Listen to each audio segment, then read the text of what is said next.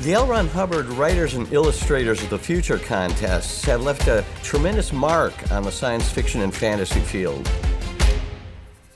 Both contests have been discovering and providing platform for both writers and illustrators for 4 decades. It's impossible to measure the impact these contests have had on the field.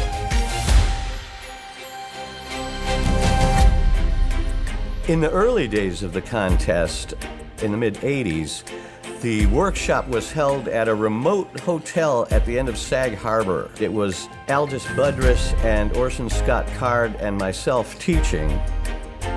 And then from that remote, wind-blown place where we had the workshop, the actual event happened in New York City, in Manhattan. And it was the only time in my life I've ever met Isaac Asimov. There was the physicist Sheldon Glashow, Mark Hamill. The array of important people attending and celebrating it was simply dazzling. I remember the first time that I came to the workshop and illustrators began piling out of the elevator. We started reviewing the portfolios. It was Kelly Freese, Paul Lear, and Ron and I, and we just had a wonderful time. We enjoyed looking at the artwork. And then we got Bob Eggleton, Ben DeFay, Larry Elmore, and more illustrators became popular and famous as the time grew by, from last century to this century. When somebody wins the contest, it's a really big deal. They get flown out to Hollywood for a week-long workshop. They spend time networking with each other and hanging out and learning from some of the biggest names in the writing and the illustrating field. Through the years, the workshop has been held at a number of different places, including Seattle, including Houston NASA Center in Texas, including Cape Canaveral in Florida, where we all got to see a space shuttle launch. In addition to studying very helpful essays that L. Ron Hubbard wrote, the winners are sent out on the street to meet and get into a conversation with a stranger as unpredictable random input. They're also given a random object. It might be a nail, a penny, an ice cube, which they will use as springboards associated with the stranger they met in order to write a story from nothing. The stories they write, they write in 24 hours, which might seem like simply an exercise, but we tell them, no, Hubbard insisted that you can do this. And in proof of that, every year, at least half of the 24-hour stories that they write do later get revised and professionally published. The gala is like the Oscars. You dress up fancy in a bow tie, in a tuxedo, and the gals are all dressed up with the hairdos and the nice dresses. It's a big deal. Their story gets published and their artwork gets published, and they have this gala book signing event, which is like the snazziest book signing that they're ever gonna do. 40 years, it's amazing the track record this contest has. And that, after all that time, so many of the new writer winners and the new illustrator winners get their first moment in the sun.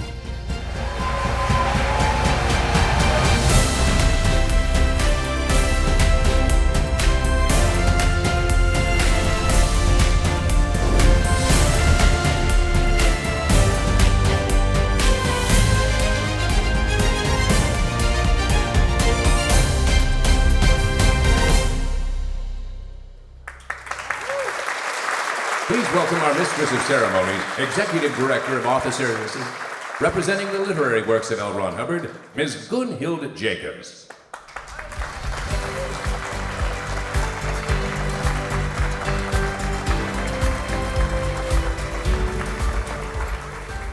Thank you very much, and good evening.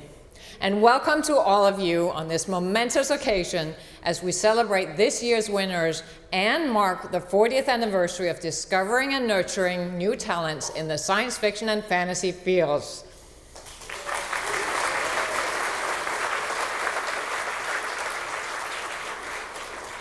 First, I especially want to extend a warm welcome to all the judges with us tonight. Your keen insights have transformed new talent and imagination into refined literature and art. You are indeed the backbone of these contests. Will all of our esteemed judges please stand to be acknowledged?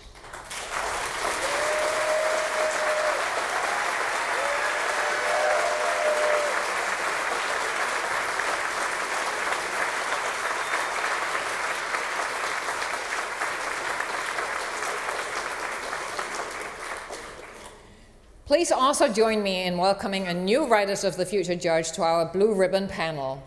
He is an author of more than 25 works ranging from thrillers and fiction to paranormal nonfiction, anthologies, and books on helping authors navigate writing and publishing. He has industry experience, including as president of the Canadian Booksellers Association, and it was during his tenure as the Director of Author Relations and Self-Publishing for Rakuten Kobo that he was a guest speaker at our Writers of the Future Awards event in 2014. Please join me in a heartfelt applause to welcome a remarkable and genuinely kind human being to our Writers of the Future family, Mr. Mark Leslie Lefebvre.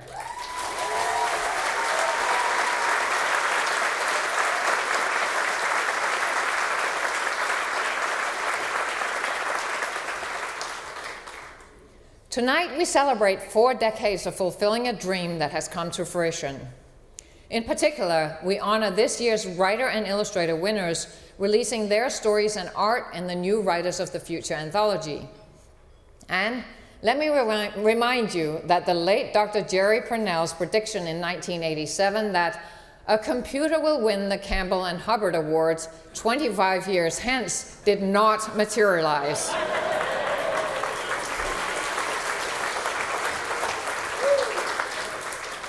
All winners here tonight are indeed very real.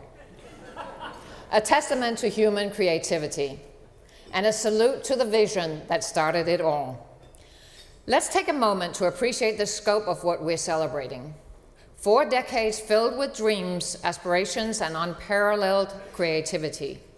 This endeavor, initiated in 1940 by L. Ron Hubbard and reinvigorated in 1983, began with a simple yet profound aim to discover and nurture new voices in writing and, later, in illustration.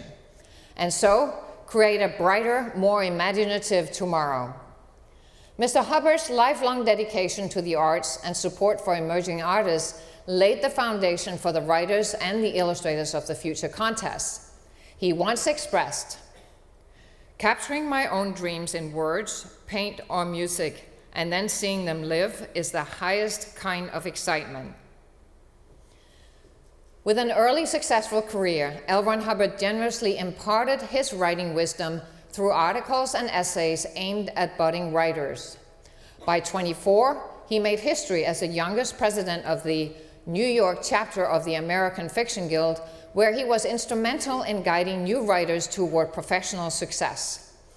He shared his insights on writing at esteemed institutions like Harvard and George Washington University. His essays and articles remain a foundational aspect of the Writers of the Future workshop and the online Writers Workshop to this day. In 1940, during an exploratory voyage to Alaska, Hubbard created the Golden Pen Award, overseeing the contest and funding the prizes. This act of generosity was a precursor to the establishment of the Writers of the Future contest in 1983, which soon attracted science fiction and fantasy's brightest stars, including Frank Herbert, Theodore Sturgeon, C.L. Moore, Aldous Budrys, Robert Silverberg, and Dr. Gregory Benford. Then, in 1988, a roster of iconic figures in the field of art, such as Will Eisner, Bob Eggleton, Frank Kelly Freas, Jack Kirby, Paul Lear, Val Lakey Linden, and Frank Frazetta, joined to help discover and inspire young artists through the Illustrators of the Future contest. L. Ron Hubbard recognized the transformative power of science fiction in inspiring real-world achievements, from satellite launches to lunar landings. He saw himself and his contemporaries as visionaries who helped spark humanity's journey to the stars. The programs were created to help fulfill human potential, help expand our vision, and help build a better tomorrow. And now, to add another milestone towards building that better tomorrow, please welcome to the stage to release L. Ron Hubbard Presents Writers of the Future Volume 40, the President Galaxy Press, Mr. John Goodwin.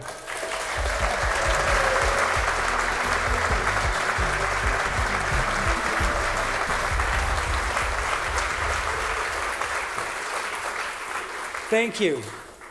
Tonight, we are not merely celebrating a milestone, we're adding another chapter to this legacy with the release of L. Ron Hubbard Presents Writers of the Future Volume 40. Over 4 decades, this contest has published nearly 600 short stories in the 40 anthologies, earning rave reviews from the most respected corners of the literary world. Tangent has lauded it as one of the best original anthologies of the year, while SFF Audio places Writers of the Future in the triad of speculative fiction's most prestigious acknowledgments of literary excellence. Publishers Weekly starred review promises a glimpse of tomorrow's stars. And indeed, this year's anthology continues that tradition, introducing 12 writer winners and 12 illustrator winners whose imagination promises to shape our future narratives. In an era where the future of publishing seems as vast and variable as the universes we imagine, one thing remains unwavering. L. Ron Hubbard Presents Writers of the Future is a beacon of hope and excellence and destined to inspire for decades to come. It is with immense pride that I now unveil L. Ron Hubbard Presents Writers of the Future Volume 40.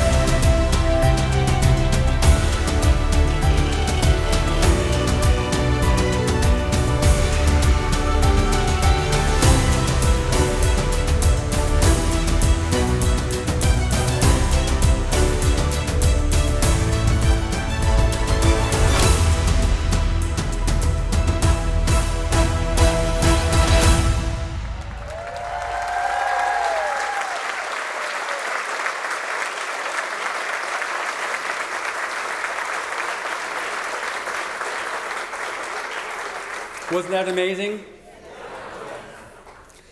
Illustrators of the Future contest judge Dan Dos Santos created the cover art Starcatcher as an oil painting.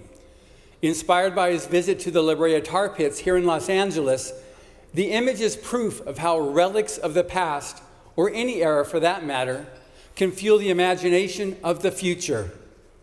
Accompanying this visual masterpiece is S.M. Sterling's Shaman Dreams, an alternate history fantasy story that dives into the mysteries beneath the Lake of Death. We included 2 more bonus stories. Halo by Nancy Kress, a story of, yes, another outbreak, but this time it is a virus with an 80% infection rate that affects personality changes permanently.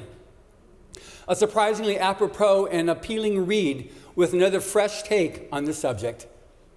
The Last Drop, a very humorous SF short story co-written by contest founder L. Ron Hubbard and L. Sprague de Camp in the very early days of collaborative writing. Alongside these 2 stories, moving and personal essays that enrich this volume with their insights and reflections on the past 4 decades. Founding judge Gregory Benford with 40 years of Writers of the Future, and published finalist in Volume 1, Dean Wesley Smith, with It Seemed Like Just Yesterday.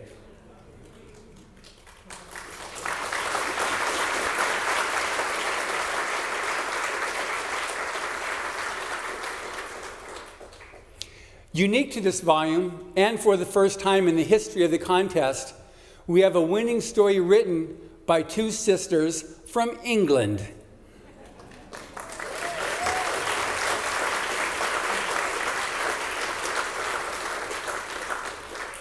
The anthology is a treasure trove of the speculative and the fantastical, from digital house cats to cosmic love stories, offering something for every reader, including a full-color art gallery up front. It's also a guide for aspiring artists, showcasing the caliber of storytelling that captures the judge's attention. To that end, you will receive additional hard-won advice in the form of educational essays on the craft and business of writing and illustration. L. Ron Hubbard's Illustrators of the Future at 35 by founding Illustrators of the Future judge Bob Eggleton.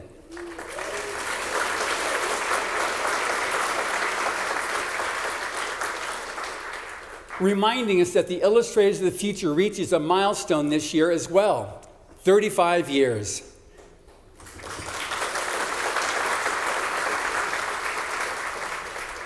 And on Writing and Science Fiction by L. Ron Hubbard. This is an excerpt of the last media interview L. Ron Hubbard did with the Rocky Mountain News, where he provides invaluable insight into the art and craft of writing. With last year's anthology success as an audiobook, we're thrilled to announce that Volume 40 will also be available in this format, brought to life by the accomplished Meskman family in Victoria Summer.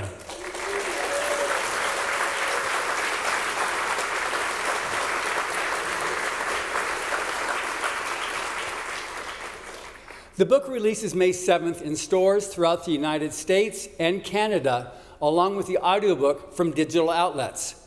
Both are available to pre-order now. In Australia, the UK, and South Africa, and online in New Zealand and throughout Asia, Europe, Central, and South America, it releases on the 9th of July. And for those of you here tonight, you will be able to get your printed copies so you can get them signed by all these writer and illustrator winners.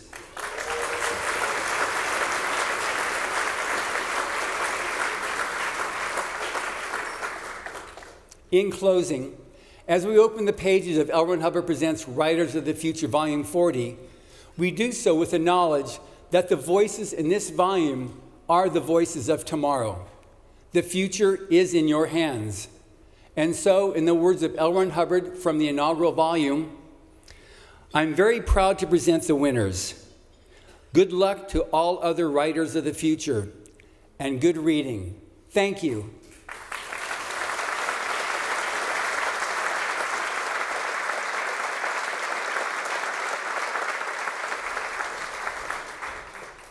And now, on to the awards.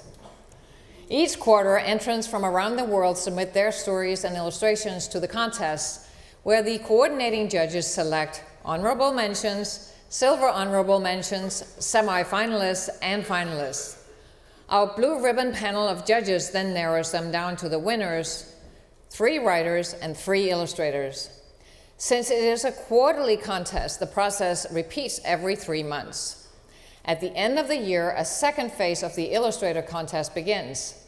We commission each of the 12 artists to illustrate a winning story with a 30-day deadline.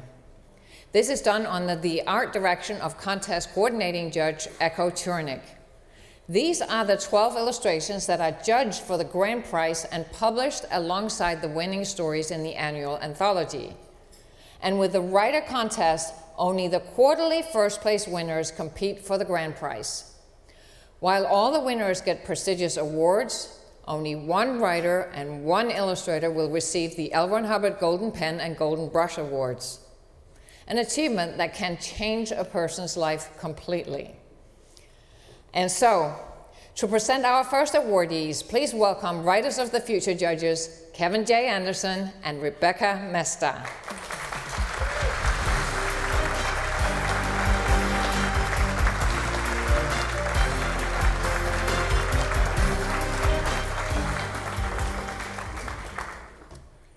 Originally from Alaska, Skye McKinnon is a second place winner with their story, The Edge Where My Light Is Cast. A very persistent and dedicated writer, Skye has submitted to the contest for more than 20 years. Skye is on their way to a lifelong dream of writing YA books, specifically talking animals.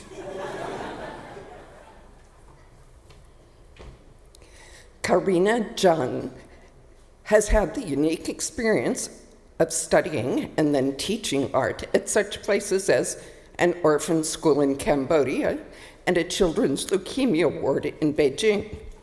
Karina believes that good art should not be just used for commercial use, but should also be found in hospitals, rescue centers, orphanages, and for persons with special needs to find their own light through their travails. Please join us in congratulating them both.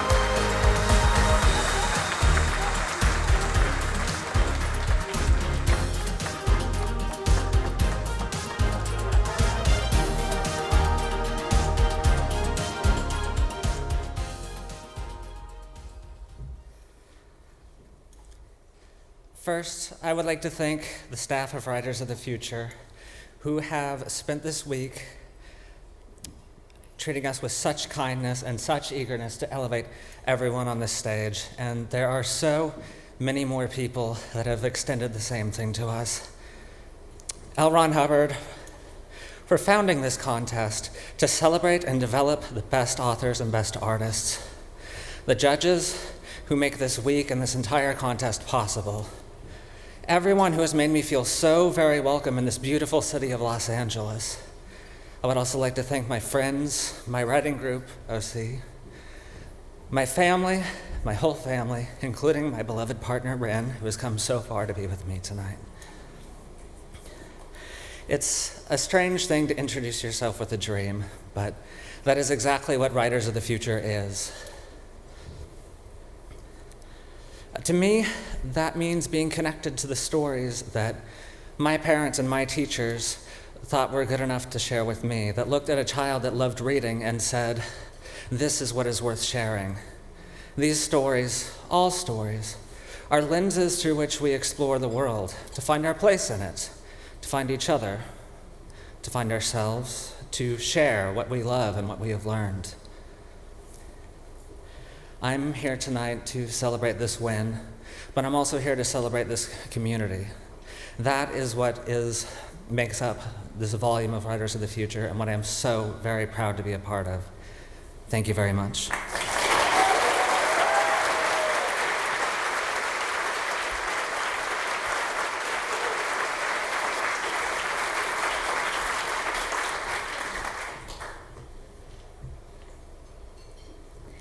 Thank you, everyone. I'm excited, honored, and humbled to accept the Illustrators of the Futures Award and to join the past winners whom I've been long admired and respected. Thank you, Mr. L. Ron Hubbard, for funding this wonderful community of creatives. Thank you all the amazing staffs from Galaxy Press and the judges who've been working so hard for the contest. Thank you, Sky, for writing one of the most beautiful stories I've ever read. And thank you, my friends, my family, my love, Daniel, for making me a better person.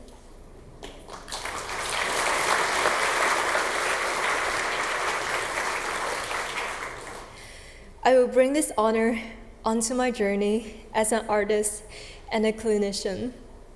And I welcome you to join me to design for the real world and to bring your talents to people, to create human-centered designs, to embrace cultural humility, diversity, to explore new possibilities, and most importantly, to love and have fun. Thank you.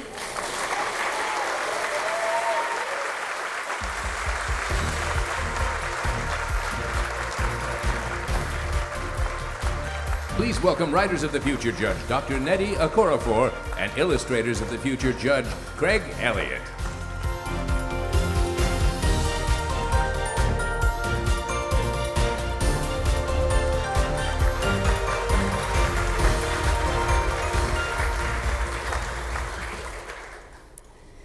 Jack Nash, author of first place winning story, Sun, Spirit, Snake, grew up in a small town in Utah with no stoplights or even a store for 8 miles.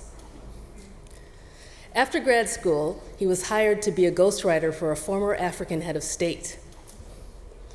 There he learned to take a new voice, convincing others he was someone else, who was a vast contrast to himself. Naturally, he wondered what he could achieve turning his hand to fiction. And now here he is. Pedro N. from Portugal is a self-taught artist who picked up a brush at the age of 5 after first setting eyes on a painting by Frank Frazetta. When he got the call that he had won, he was sure he was being pranked. It took Joni several minutes to convince him otherwise. But winning the contest has assured him that he's on the right path now. Let's welcome them both to the stage.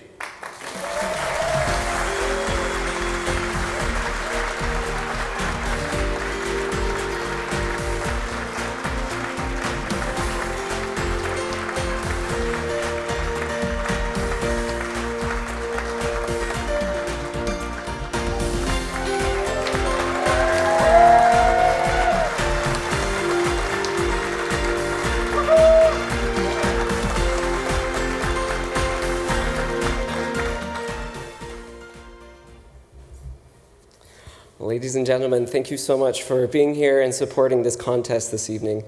My first thanks must, of course, go to the most important person in this room, that is my beautiful wife, Nicole, whose endless encouragement, yes, please clap for her. Her endless encouragement for me to continue to study, to work hard, and most importantly, to never quit on a bad day is the reason I'm standing here tonight. I must also thank 2 individuals who played a very important role in getting me here. The first is my writing mentor, the extraordinary 3-time Bram Stoker award-winning author Rena Mason.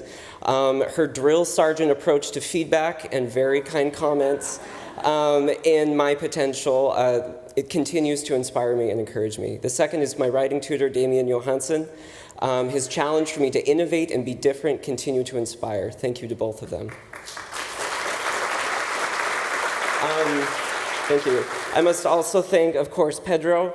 It is quite extraordinary to see something that is the product of 2 imaginations. I could not have asked for a better co-creative to bring Sun, Spirit, Snake to life. So thank you, Pedro.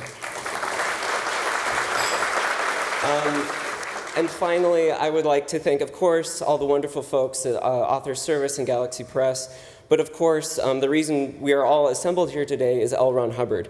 It is very easy to say that this is a crowning achievement, this is an achievement, but this is not the end. And Mr. Hubbard realized that new authors needed a platform to start from, but this was never meant to be the end of anyone's career. This is only the start. So with that, I want to say to all the stories to come, thank you.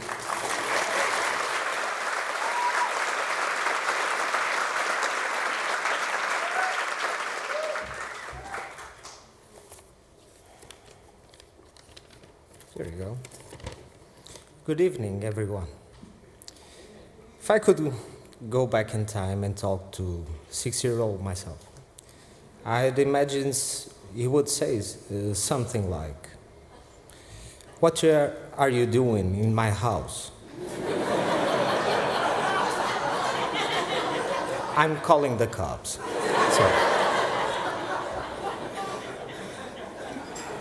Truth to be told, convincing him that I was a time traveler would be probably easier than explaining that one day I'd be good enough to be standing here with you. On that note, I must express my gratitude to Galaxy Press and to all the judges who saw something in my work, allowing me to be part of this event, and to everyone involved in making possible this whole experience. I also want to extend my heartfelt thanks to my wife, Miriam, and to my daughter, Lara. Not only are they the best family anyone could ask for, but they are also my biggest supporters. And speaking of family, sometimes our friends are like family too. In my case, I'm fortunate to have my friend here, Luciano, with me tonight. He traveled all the way from Portugal just to share this moment with me. Without him and without his support, I wouldn't make it this far. So, Luciano, tonight this award is as much mine as it's yours. So thank you.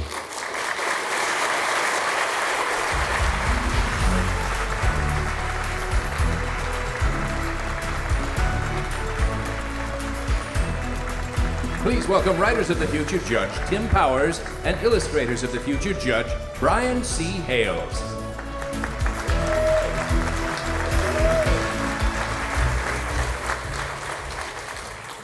Tom Vandermolen is the author of the story Non-Zero.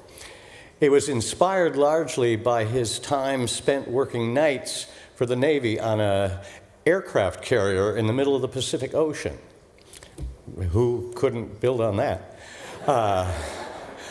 Born in Japan, he grew up in the USA, and he knew he was onto something when, instead of doing his math homework on an assignment sheet, his 6th grade teacher discovered that he had instead begun writing a novel. And admirably tolerantly, instead of yelling at him, she said, "I think you're onto something. I think you're going to turn out okay." And we should all be grateful that he had such an easygoing math teacher. When growing up, Jennifer Mellon out of Utah thought her artistic skills didn't seem valid in the art world. She thankfully had the realization that what she was creating was illustration and not fine art. While pursuing illustration, she came across difficulties and then set her sights on a different career path. While on this path, she discovered a connection back to the illustration world, thankfully. And she now pursues both in creating fantastic worlds. Please welcome both to the stage.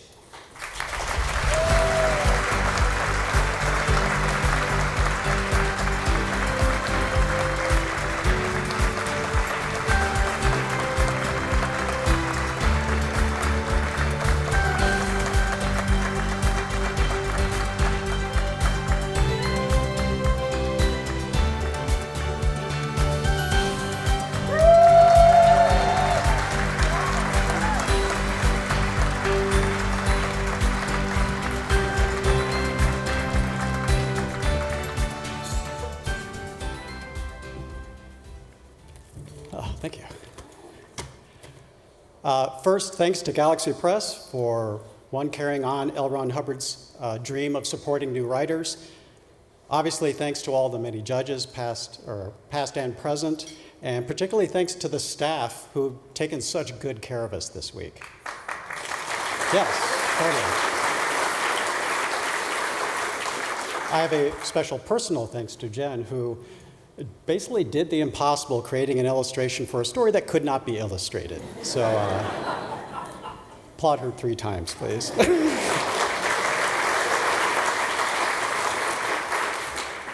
Now, my story, Non-Zero, is at its core a story about isolation. And I am very lucky in that I have never been isolated in my own life or in my writing career. I'd like to thank some friends from long ago in my past who put up with all of my stuff, reading it, and still encouraging me, even through some really bad, rough drafts. By name, in particular, Jason, Roxanne, Ken, Charlotte, and Craig. Thank you. I want to thank my brothers, Roy, Glenn, and Larry, who instilled a sense of storytelling in me, taught me how to tell stories, actually, and also supported me through those early rough drafts. And thanks to my parents, who created a sense of storytelling within the entire family, but who also lived lives that were amazing enough to warrant novels in themselves. And I can tell you about that later, if you'd like. Then there's my sister, Diane. Diane was my first reader, and she has been gone for about 20 years now. I started submitting to this contest back in the 1980s when I was still in high school, and she was always first in line to read my stories, to offer critiques, and most of all, to offer encouragement. There is literally no one who would be happier for me today than my sister Diane. So this award, and a large chunk of it, goes to her.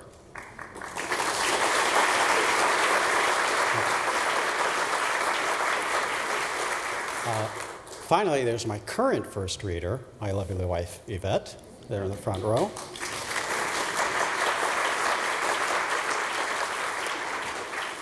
She's my editor, my collaborator, and my life's traveling companion. She's also my publicist, so she may be giving you some cards later tonight.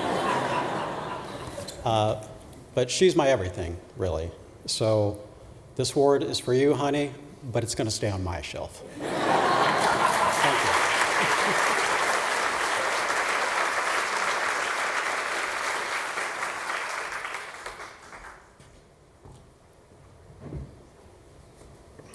I'm very grateful to be here. This has been an amazing experience. Thank you to everyone who's involved with Writers and Illustrators of the Future and Galaxy Press. Thank you, judges, for everything that you've taught us and your professional experience and advice. Thank you to everyone who encouraged me to reach for my dream. I'm thankful to my husband, Nate, who has helped support me through this entire journey. And I'm thankful for Tom for writing his story. It was great having a challenge to illustrate. And I'm thankful for my family and for all my friends and all the support that they've given me. And I hope someday to help inspire others to strengthen their skills and to submit their work to Writers and Illustrators of the Future.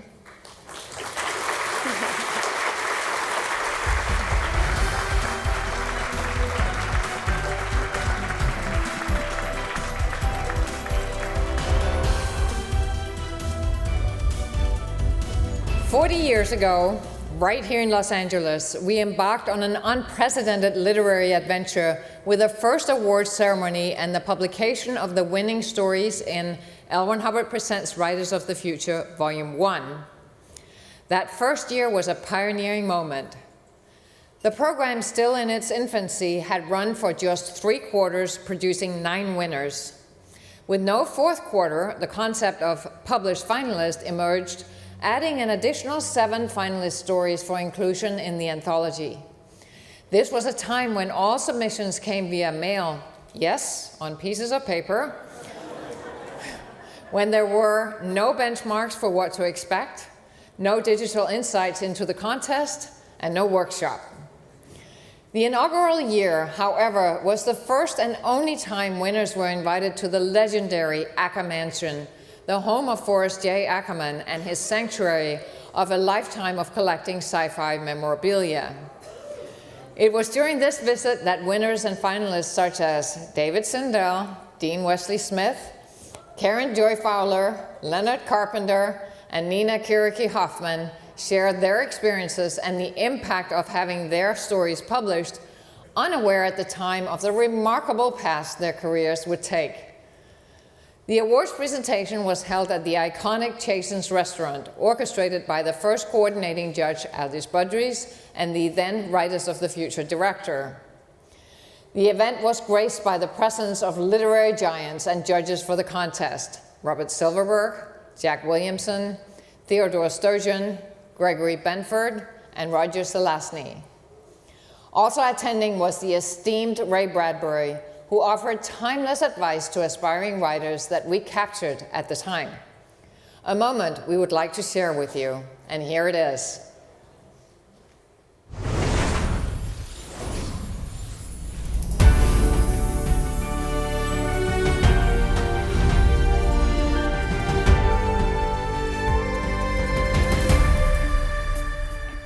I'm here with a legend in his own time, Mr. Ray Bradbury, a man who has accomplished such magnificent works as The Illustrated Man, Something Wicked This Way Come, the Martian Chronicles. After all this time, and in view of the fact that we have a celebration here tonight for new writers, what advice would you want to give to new writers starting out? Oh, the same advice I took from others when I was young. Fall in love and stay in love and do what you love. And that's a good life, isn't it? If you just, I fell in love with science fiction when I was 8. The architectures of the future I saw on the covers of the science fiction magazines. The World's Fairs I went to, which illustrated those science fictions in architecture.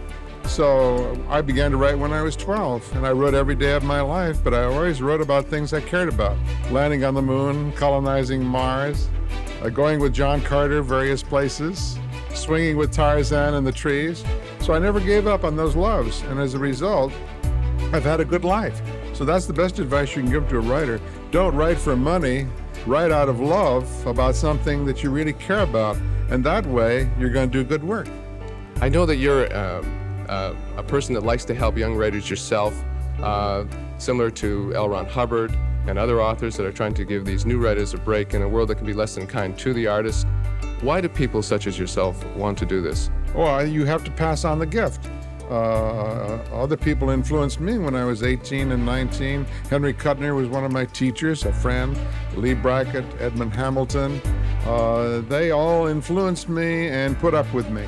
So therefore, now that I'm older, I have to do the same thing for kids who are coming up. Otherwise, I'd feel guilty, wouldn't I? I'd feel terrible. And anyway, it's fun. If you find a really good, talented young person, as I discovered 25, 30 years ago, Charles Beaumont, who was just a kid, about 22 years old, showed me his first short story. I said, that's wonderful. So it was very easy to help him because he was helping himself, and he was full of pomegranate seeds.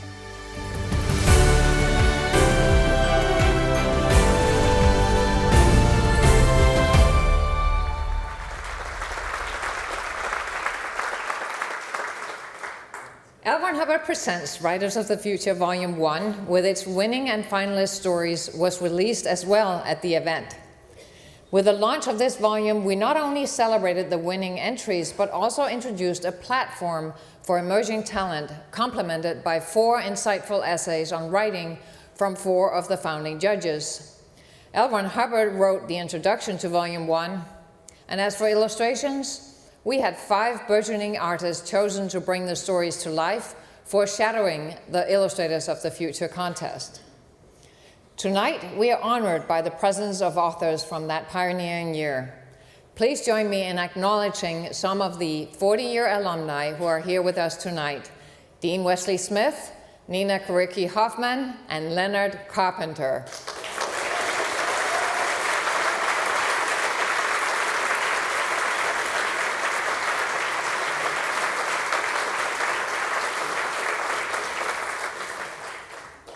To encapsulate the essence of triumph in that first year and to reflect on the contest's monumental impact on just one of hundreds of winners and finalists who have forged professional writing careers, Please welcome to the stage Dean Wesley Smith.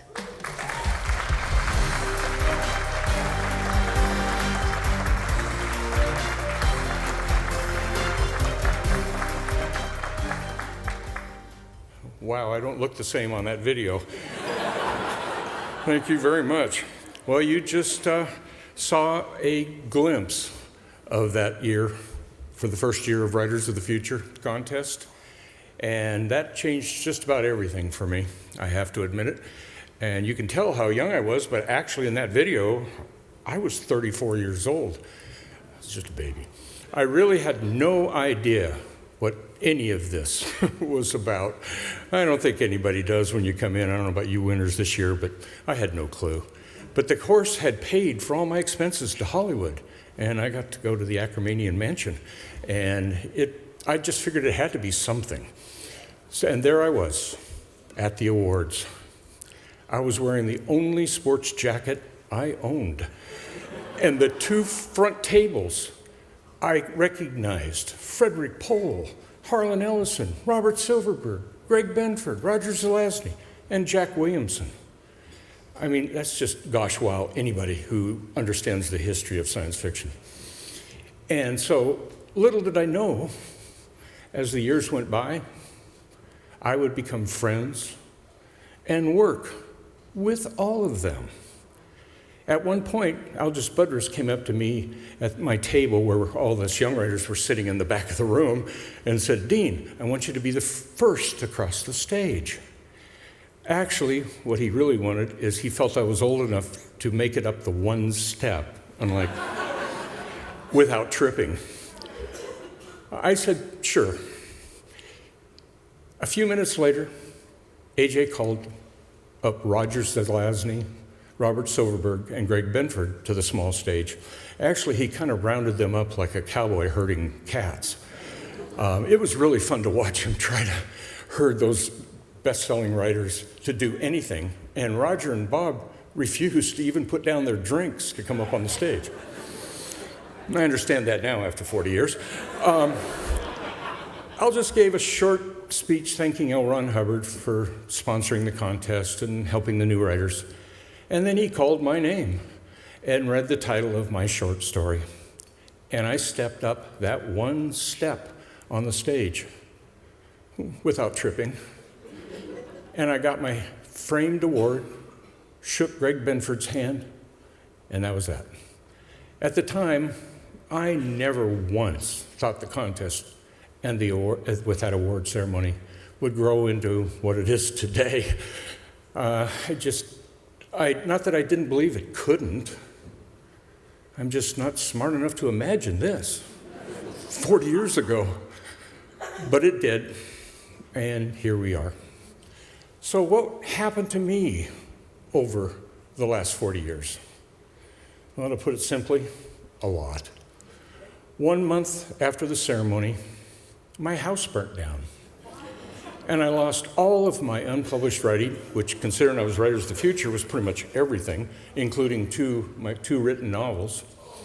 I ended up a year later trying to get back to writing a little bit, working as an assistant manager of a restaurant, when somehow AJ found the phone number of the restaurant, and it was like midnight, and he called and asked me to attend a special writers workshop with Frederick Pohl, Gene Wolfe, Jack Williamson, and Aldous Budrus himself as instructors. And there was only going to be 12 of us students.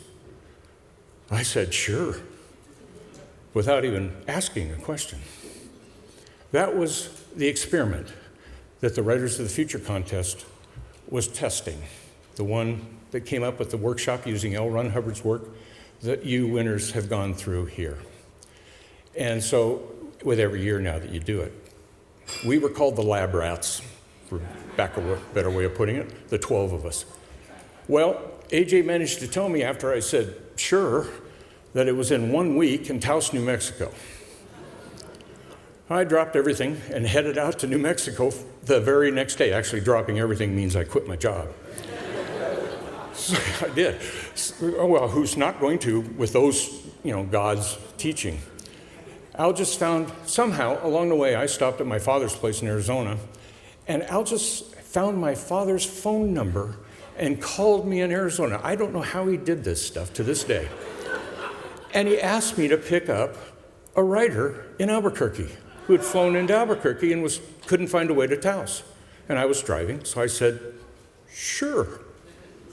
And that's when I met the love of my life, Christine Catherine Rush.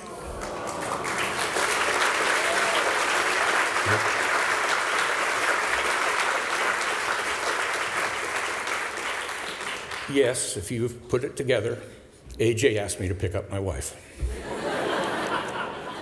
I can't imagine my writing journey without her walking beside me these last 38 years. As for my writing, well, I've been a fan of the pulp writers forever, and I followed in the footsteps of L. Ron Hubbard's pulp writing career. Really frighteningly close, actually. I wrote across all genres, and under so many pen names, we still haven't tracked them all down. Not kidding. I have written over 200 novels and well over 500 short stories. 1 year of...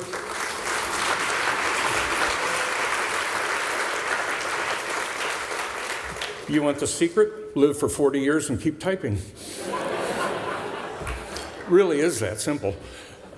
But I have a crazy streak. 1 year alone, in my 70th year, from my 70th birthday to my 71st birthday, I published over 70 major books and another 64 short stories. So when someone tells you, nah, that's not possible, just say, no, I've seen a guy that did that. I've hit just about every bestseller list under the one name or another, and a lot of names on bestseller lists. And 1 year for New York publishers, back in the 90s, I published 13 novels for 6 different publishers. I have my own monthly magazine, because I'm really crazy, with 70,000 words of my own work in it every month. Yeah, I really am that crazy. In 2010, I was invited to be a judge at Writers of the Future contest for the second time, because the first time they invited me, I was the editor of Strange New Worlds, Star Trek Strange New Worlds, which was a contest patterned after what L. Ron Hubbard did here. We just stole the idea and did it for Star Trek writers. And I was the editor, so I couldn't, for 10 years, I couldn't be a judge here because I was the judge there. By my count, I have attended 21 of these 39, I guess we're 40 now, right, award ceremonies so far, including the one in the United Nations, which was a great fun. I sat in Chad's seat. I think that's a country. I have written articles and stories for a lot of the anthologies, and I do a lot of teaching. My wife and I have an entire online workshop that has about 300 online classes of anything from publishing. And almost all the classes, at one point or another, I tell them, you better submit to Writers of the Future contest. Trust me. So would I be here without the Writers of the Future contest? I honestly don't know. I'm crazy enough. But I kind of doubt it. L. Ron Hubbard had the foresight and the passion for nurturing new talent. And he created this incredibly successful platform with his contest. I'll just buttress Jack Williamson, who basically told AJ that if he didn't publish my story, he wouldn't be a judge. Both of them wanted to include my story, Jack more than AJ. And over the years, they became wonderful friends and mentors for decades to come. So, to be honest, it's been a great career. I'm not done yet. And it's been a great life and an amazing 40 years. Here's to another 40 years. Thank you.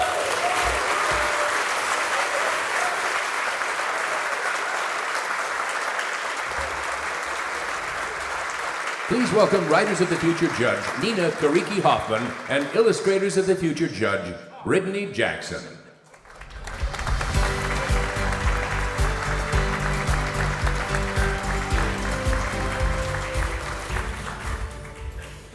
Galen Westlake, a lawyer from Ontario, Canada, entered the contest a whopping 27 times before winning second place with his story, The Imagulus. He writes stories during his commute on the train and gauges whether his story needs a little work when the stranger behind him loses interest and stops reading over his shoulder. Galen's legal writing has been published, and he is now getting professional publications for his fiction. Arthur Haywood from Pennsylvania got a surprise for his birthday last year. The call that he would be a winner of the Illustrator of the Future contest. Raised by parents who deeply value literacy, Arthur has long understood the power of storytelling and the importance of promoting books and reading through cover illustrations. His murals and paintings depicting students of diversity and various backgrounds can be seen from Philadelphia to Paris, France. Please congratulate them both.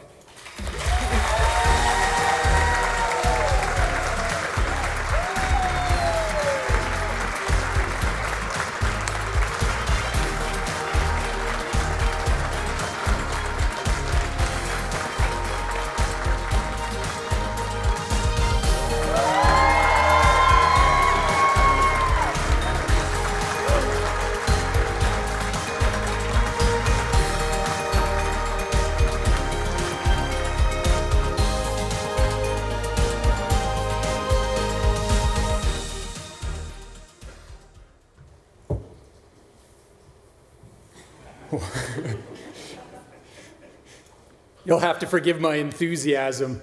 I think the last time I won a trophy, I was in Little League Baseball. It's gorgeous, it's worth the wait.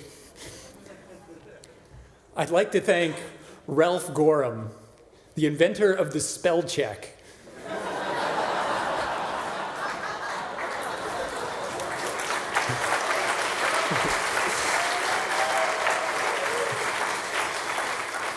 Without which, I don't know that I ever would have been able to write anything fit for human consumption. But my writers group, they would tell you it took a lot more than that. They say it takes a village to raise a child. Well, it takes an entire tribe of talented writers to teach this old kid how to assemble a story. For me, that tribe was the One Ring. I'd like to thank them, and if you should happen to recognize any of their names, it's because they've been on this stage before me or they're on the cover of the books that you read.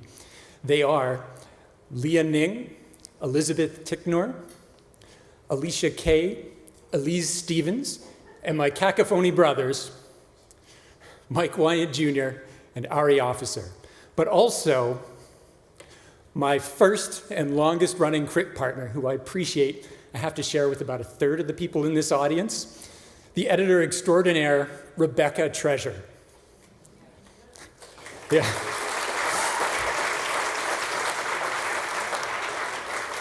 And speaking of editors, I'd like to thank my first editor, my mother, a school teacher, who introduced me to writing. A capital letter begins a sentence, a period ends it. She drilled it into my brain. I'm just very thankful that she doesn't text. That way she doesn't have to witness the grammatical decline of humanity. I'd like to thank Ron Hubbard, Author Services and Galaxy Press, for many things, but in particular for the many years that they gave me the gift of a deadline, without which, in my world, nothing ever happens. But also for this amazing week. I knew I would learn a ton. I knew that the judges would be absolutely life-changing. Thank you, Jody. Thank you, Rob. Thank you so many. But I was completely unprepared for how many amazing memories I would take away from this week. Please know that I will hold them in my heart always. I would like to thank Arthur Haywood, contest winner and illustrator of my story. His work is simply incredible, but you don't need some guy on a stage to tell you that. Volume 40 is going to come out, you're going to hold it in your hands, and then you will know what I know, that Mr. Haywood is taking the art world by storm.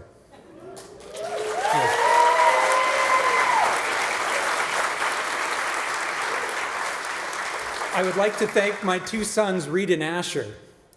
And in hindsight, I probably should have thanked them earlier, because by now they figured out their dad is giving a speech and they've already tuned him out. But nonetheless, I'd like to thank them for reminding me on an almost daily basis that imagination is something inherent and not something that we should have to fight so hard for. I'd also like to thank them for this gray hair I've got coming in. I know they've had a hand in that. But the joke's on them because I'm going to find a way to make this look good. I'd like to thank my annoying sister who went and got a book published before me. Those of you who have overachieving siblings will know my pain, but also the lifelong inspiration that they provide. I'd like to thank my father, who got me that first spell check and has had my back his entire life. I owe my parents everything. And lastly, I'd like to thank my beautiful wife, Cindy, for much more than I could ever cover here. But I did want to say this. The chance to build a life with her, a home and a family, has been, continues to be, and will always be the greatest story I've ever known. It has been an honor. Thank you.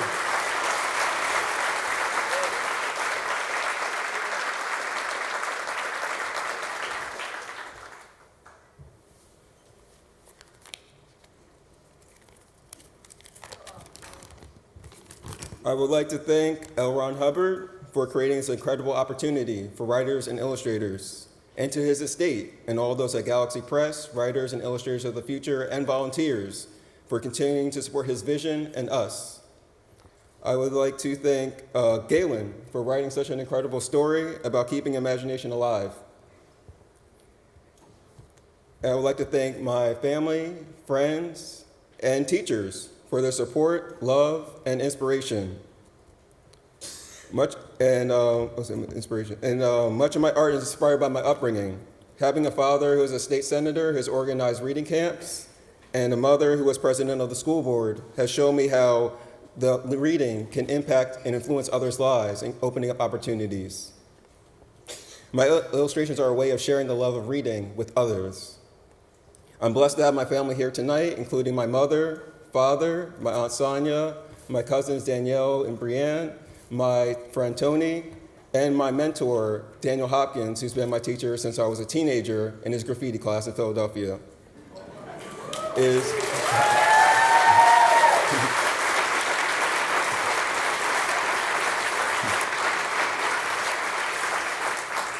is very meaningful that you're here with me tonight. This award feels like a dream to me. From emailing Dan Dos Santos questions when I was 17 to being in a book with his art on the cover is an unbelievable journey for me. Congratulations to all the fellow winners that have created such impressive writing and illustrations. I'm a fan. And deep down, I'm a fan of this genre on a personal level. Even recent stories, such as those by Sanderson, have helped me through difficult times. The art, writing, poetry fuels me on a personal level on a day-to-day basis. And it shows me to believe in limitless possibilities. So I would like to thank all the artists, writers, and publishing professionals out there for what they contribute to this genre. And fantasy is powerful because the world we believe in is the world we exist in. And as writers and illustrators of the future, I look forward to the future that we'll build together. This is to us.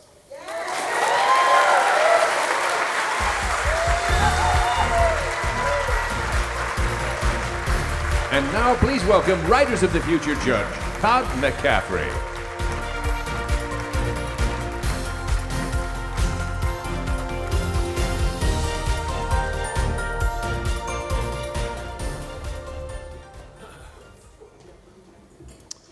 From Army military intelligence officer who served in Desert Storm to small animal veterinarian, Stephanie Talent jokingly calls herself a vet.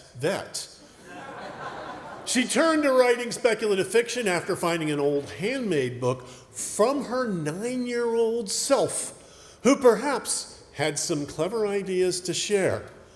Her story, Life and Death and Love in the Bayou, was a first-place winner. Ashley Cassidy is a digital illustrator, educator, and painter out of Dallas, Texas. She began art at a young age, influenced by novels, video games, and animated films. Ashley is a dedicated teacher and unfortunately is unable to travel to LA for the event this year. We wish her the best, and the best on her journey with art. Please welcome Stephanie to the stage.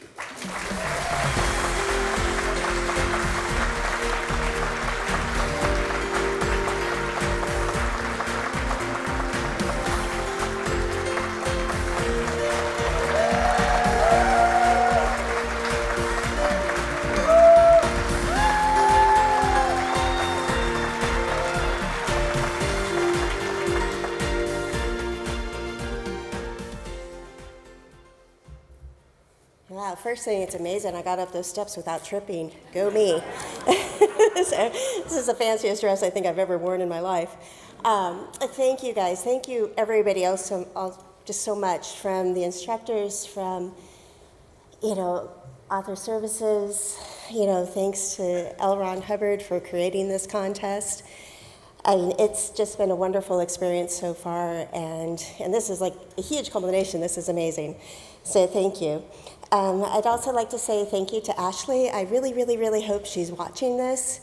Her illustration just captured my character so well, and I'm so grateful for that. To my husband, Dave, who's sitting down here.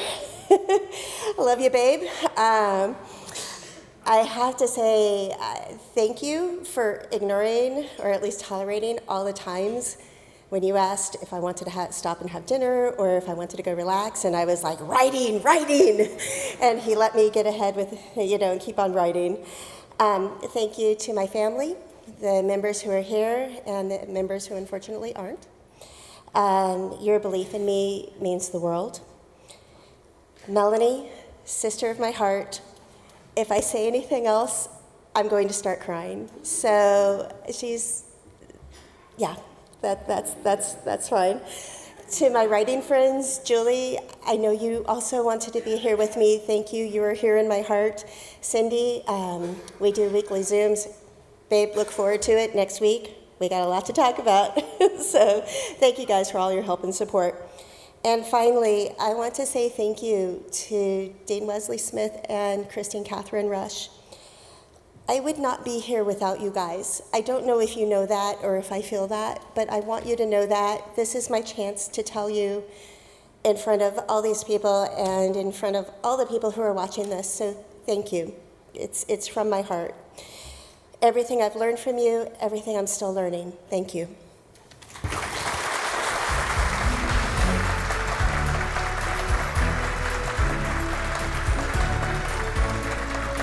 To present the next award, please welcome Writers of the Future Judge, Dr. Robert J. Sawyer, and Illustrators of the Future Judge, Bob Eggleton.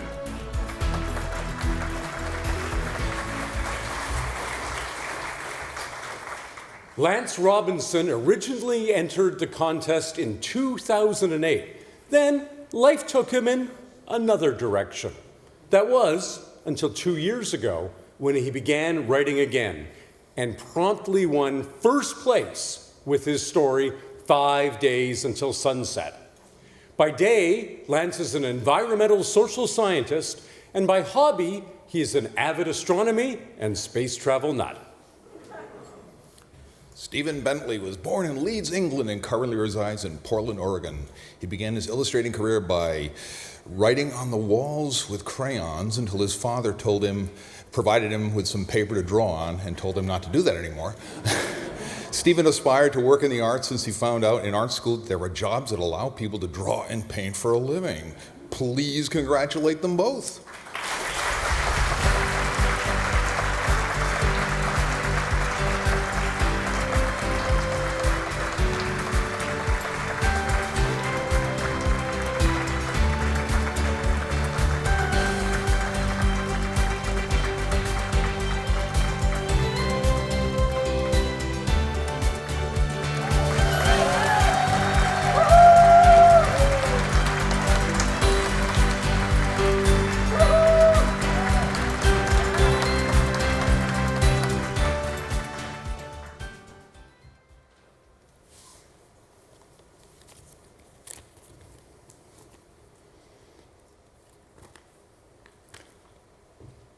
First, I would like to thank and acknowledge the Indigenous peoples who, for thousands of years, cared for this land where we're meeting. In Hollywood specifically, and the Los Angeles area generally, the Tongva, the Tataviam, the Serrano, the Quiche, and the Chumash peoples.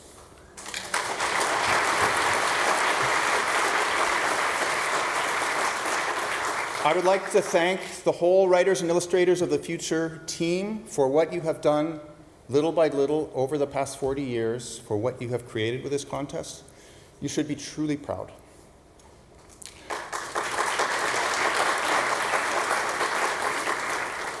I'd like to thank our instructors this week, and a special thanks to Rob Sawyer for all of the community building that he's done for the SF community in Canada.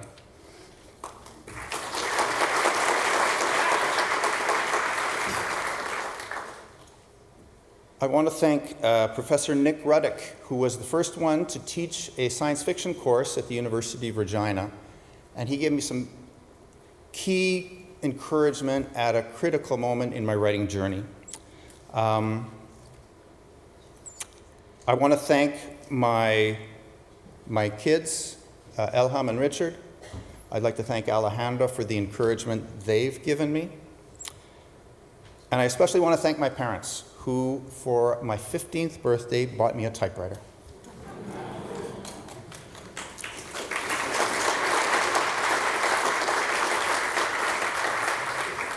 Congratulations to all the other writer and illustrator winners this year. I look forward to seeing what you all create in the years to come.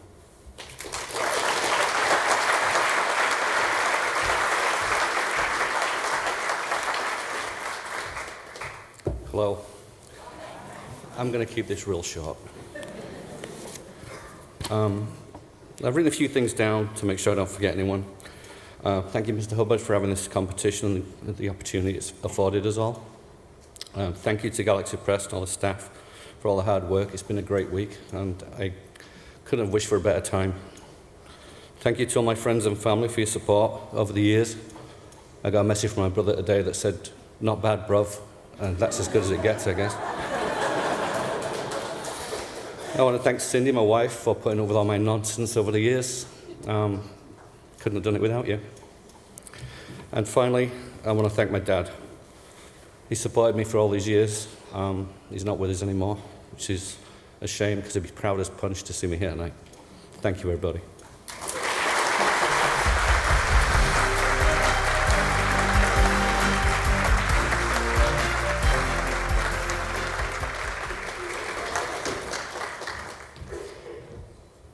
We've embarked on this journey from L. Ron Hubbard's original vision to the moment our Volume 1 winners took their first steps onto the stage. But what has unfolded since those early days? Let me paint you the picture of 40 years for Writers of the Future. From the humble beginnings of a few hundred stories submitted in that first year, we have by now received a staggering 1.5 billion words of imagination, adventure, and dreams penned onto paper. And no,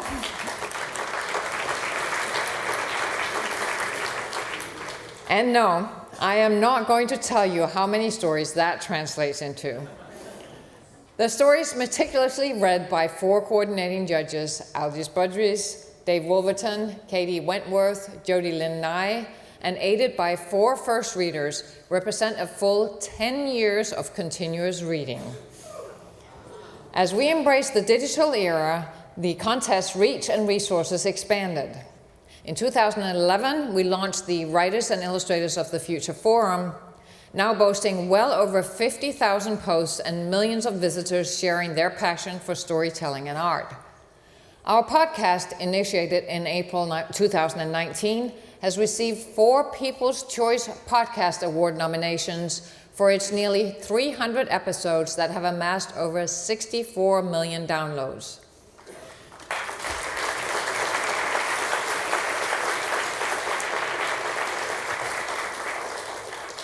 The online workshop introduced in 2020 has enlightened nearly 9,000 students from over 100 countries, earning a 4.7-star rating. Our events, Our events have been held in prominent locations such as the United Nations, Library of Congress, San Diego Aerospace Museum, Kennedy Space Center, the Science Fiction Museum in Seattle, and of course here in Hollywood, California, where it has been held for almost 2 decades. Our judges panel is and has always been a veritable who's who of legends of speculative fiction. And now consider the impact.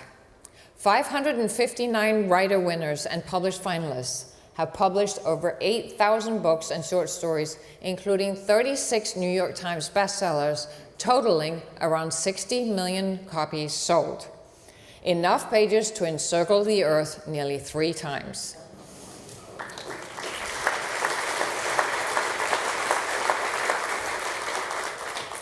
And the accolades to those winners?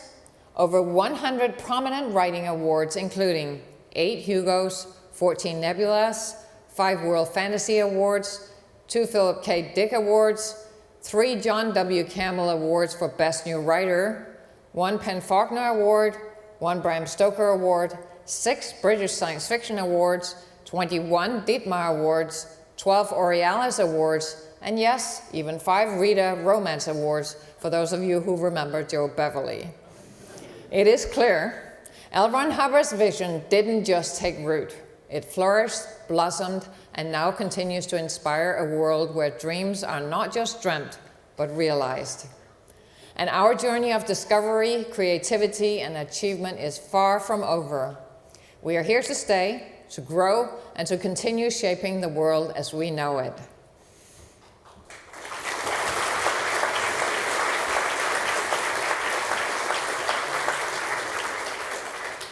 And now for the next awards presentation, please welcome Writers of the Future Judge Orson Scott Card and actor and Writers of the Future Volume 40 narrator Jim Maskiman.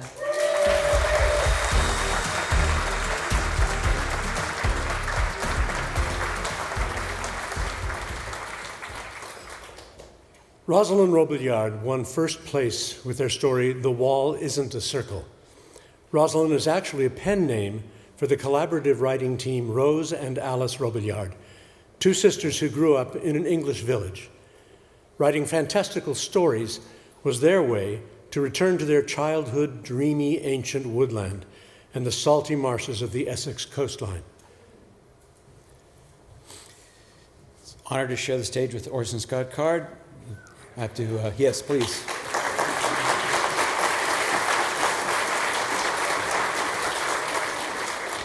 So I have to give in to the temptation to present as Orson Scott Picard.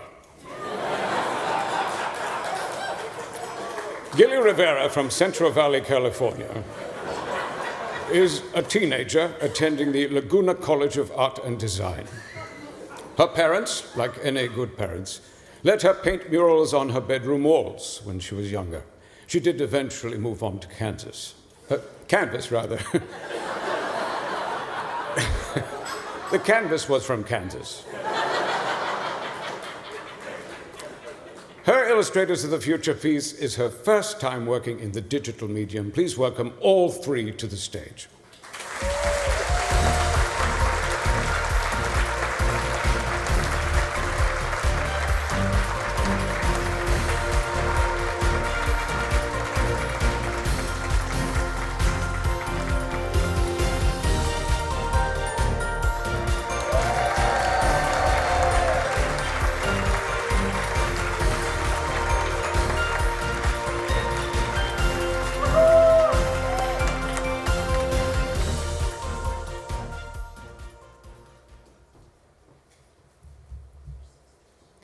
Firstly, we'd like to say a huge thank you to everyone at Author Services and Galaxy Press for an amazing week of learning and development. We'd also like to say a huge thank you to all of the judges who spent their time sharing all of their knowledge and guidance with us. We've really appreciated everything that you've taught us this week. We'd also like to say thank you to Gelly for her absolutely incredible art.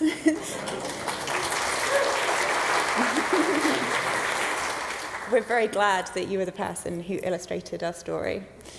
We'd like to thank our parents for giving us such a creative upbringing and for continuing to support us.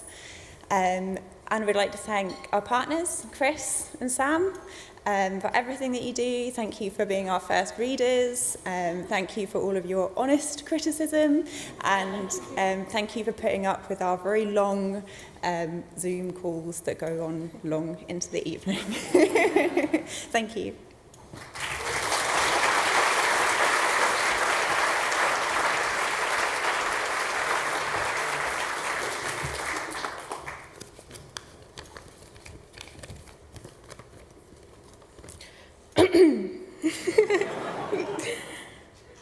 First of all, I'd love to thank my mom and dad for helping me pursue my art. Other kids couldn't go out for the weekend because they couldn't finish their homework. I couldn't go out for the weekend because my dad told me I didn't draw enough. I just want to say thank you for believing in me, and thank you for treating my dream like any other. And I'd also like to thank the judges from Illustrator of the Future for your knowledge and wisdom and opening my eyes to dream bigger for my future. And thank you so much, Rose and Alice. When you guys get the book, you guys should totally go read The Wall Isn't a Circle. It's absolutely amazing. I'm their #1 fan. Thank you.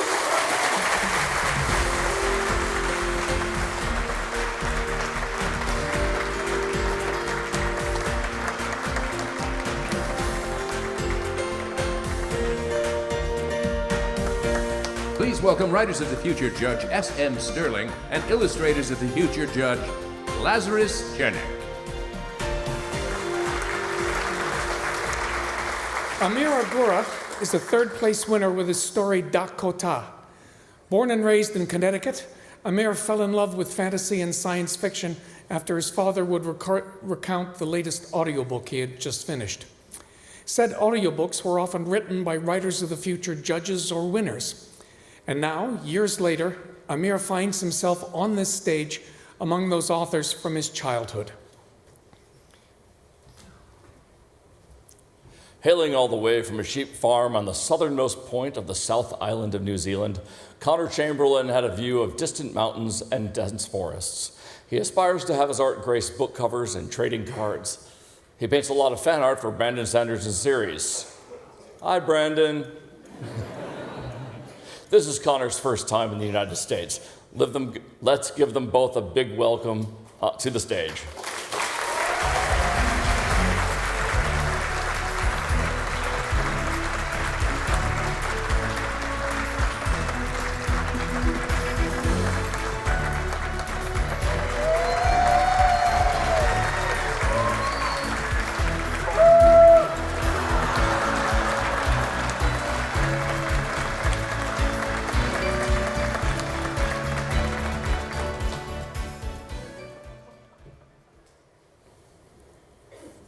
Hello. Yeah.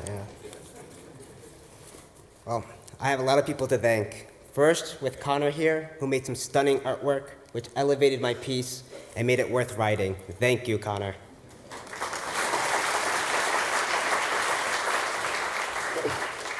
To my mother, Saul, and my sister, Layla, who put up with me for far too long, and were the women in my life who guided me. Thank you. To my grandmother, Maria, who came all the way from Puerto Rico to see me, a librarian who taught me the love of books and storytelling. Thank you so, so much.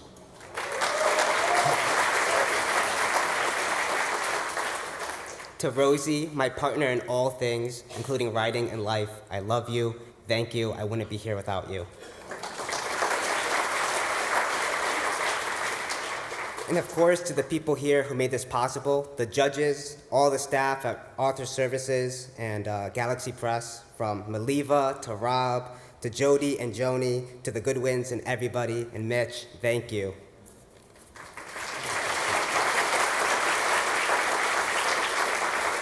And of course, to Mr. Hubbard for creating this competition, and all the people who uphold its stewardship and its mission statement, thank you.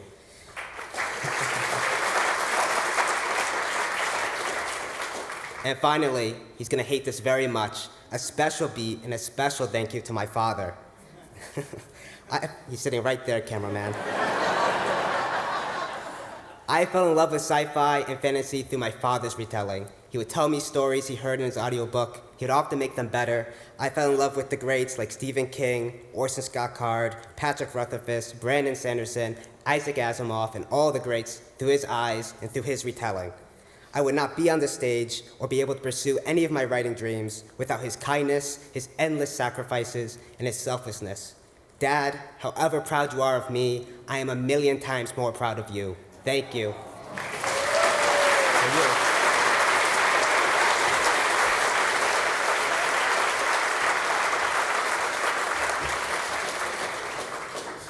Kia ora tātou. Good evening, ladies and gentlemen. I want to first start by thanking the estate of Mr. L. Ron Hubbard for planting the seeds of the future of art and authorship.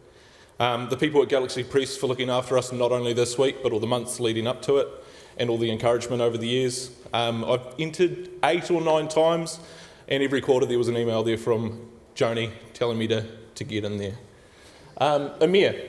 This man has a philosopher's stone in his possession because he can turn words into gold, and there was nothing more inspiring than having a phenomenal book to illustrate. All the judges, thank you for your time and wisdom and for showing us the path to hopefully one day get where you guys are. My family, my mum for being my biggest cheerleader and always supporting me. My dad for teaching me the value of hard work, no matter what the job is. My brother for being an inspiration, a great artist himself, and somebody that I can share the trials of being a creative with. My lovely mother-in-law for coming all the way from New Zealand to support me here in Hollywood. And my beautiful wife.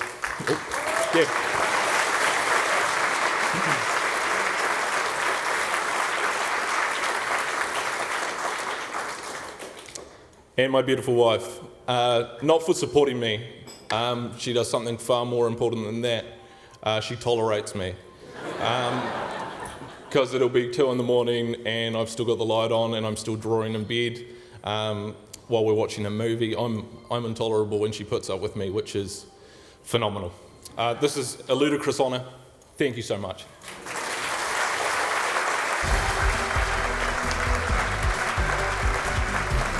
Please welcome Writers of the Future Judge Mark Leslie Lefebvre and 2-time Primetime Emmy nominee and producer, director, and actress Lee Purcell.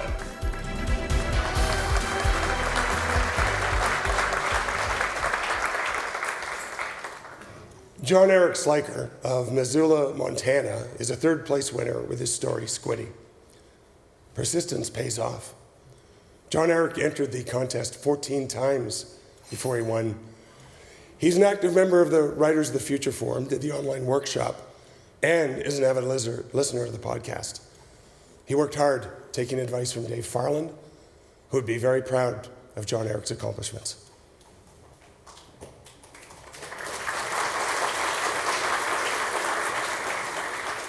Born and raised in Texas, Tyler Vale has been drawing since he was a kid. At the age of 22, he realized people were doing art as an actual career. Tyler has additional challenges as an artist due to a rare condition of not being able to visualize images in your head. But that has not stopped him from creating fantastical art. Please welcome them both to the stage.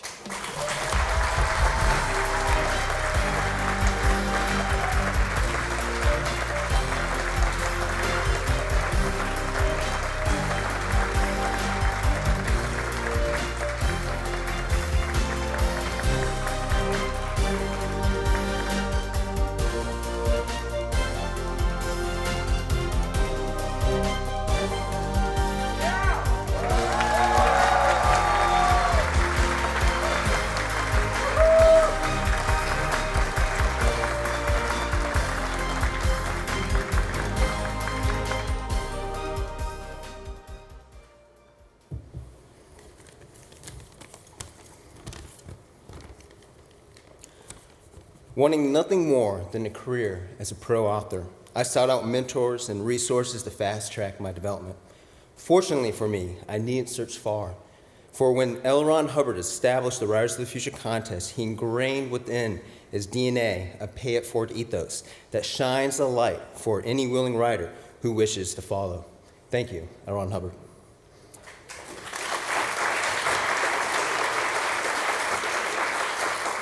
I first learned about the contest from Dave Farland.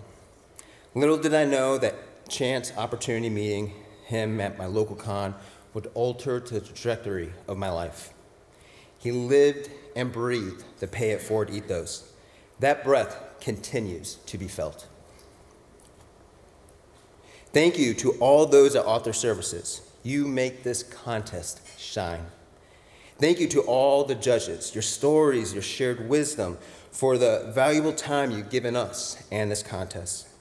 Thank you to all the forumites of the Writers of the Future Forum and the Wolfpack Writing Group. Keep writing, keep writing, keep writing, and you better submit. The world needs your stories. You'll get here, or pro out. Either way, it's a win. Thank you, Wolf Moon. After winning this contest in Volume 35, after years in the writing trenches, you could have easily kept your hard-earned secrets to yourself. Thank you for not. Thank you, Tyler Vale. Because, dude, your illustration of Squiddy is hauntingly, achingly stunning. In it, you got to the core of the feelings and the vibes that I aim to soak my story through. Jocelyn is more alive because of your talent.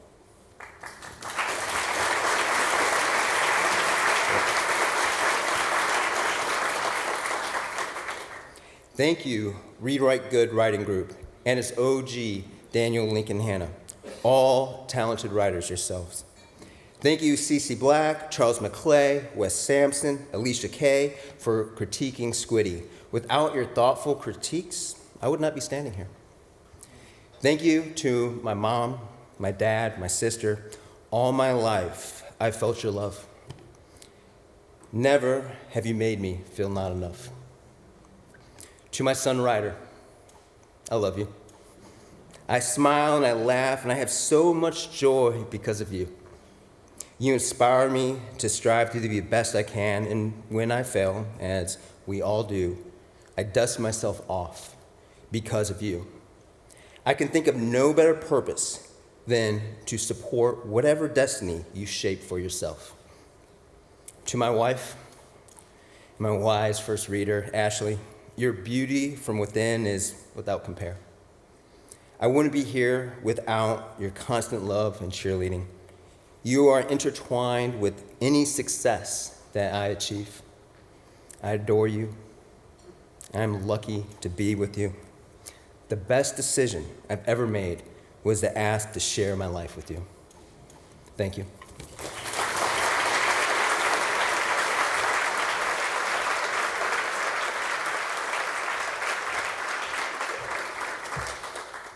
Look at all those beautiful faces out there.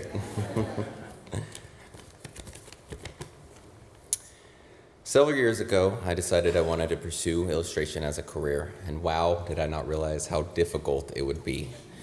From the late nights ups painting, to the thousands of hours studying, to trying to get references from my illustrations, to asking other artists for critiques every chance I had, from having to work day jobs to pay the bills, and so many other struggles. The reason I bring this up is because it would be impossible for us to achieve what we have without the help from other people and the gift of them paying it forward for us.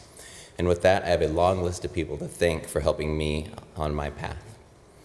I'd like to start with L. Ron Hubbard, who created this amazing event so I and so many other artists could stand on this stage and be honored. What a wonderful legacy to leave behind.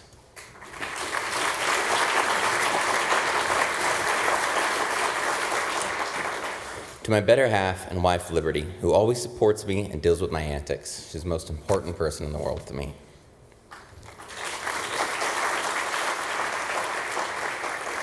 To my parents for encouraging me to follow my dreams, for Donnie and all her positivity, to Echo for her amazing art directing and pushing me to improve my art. Thank you, Echo.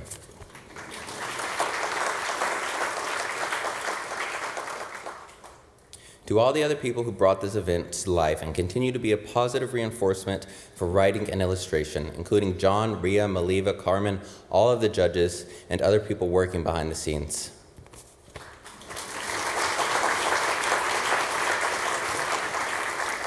I'd also like to thank my friends for encouraging me to sign up despite me thinking I would not win the contest. To the writer of the story I illustrated, John Eric. It was an amazing story. Go. Please. He deserves it. And finally, to all the amazing runner-up and honorable mentions, keep submitting to the contest and continue to better your art. I'd like to end with a quote by L. Ron Hubbard. Making a friend is an incredible contribution to not only yourself and your friend, but to the entire world. Never sell it short. A man is as rich as he has friends. Thank you.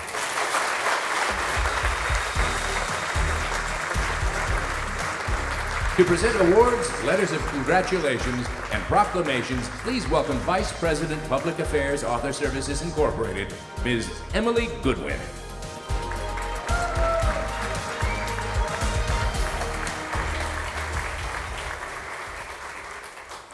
So far tonight, we have traveled in time from the inception of the contest to celebrating 4 decades of remarkable achievements. This brings us to the present, where congratulatory messages have been pouring in from around the globe. From industry professionals to authors, publishers, organizations, and superfans, we received an influx of letters of recognition acknowledging the contest's 40 years. Then there are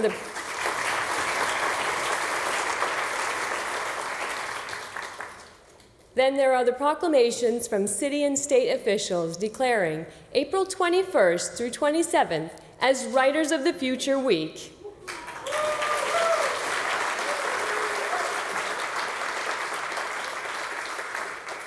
From Mayor R.X. Paris in Lancaster, California, to Vanessa L. Gibson in the Bronx, New York, a unified message echoes in appreciation for all the contest has accomplished. And just this afternoon, a flag was flown over the U.S. Capitol in honor of the 40th anniversary of L. Ron Hubbard's Writers of the Future.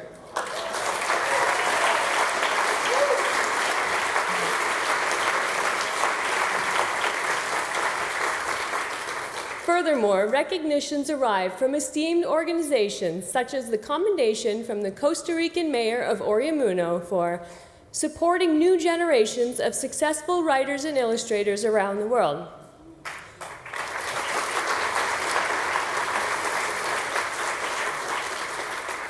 To the CEO of FanX Salt Lake, declaring how the contest is paving the way for the future of science fiction and fantasy.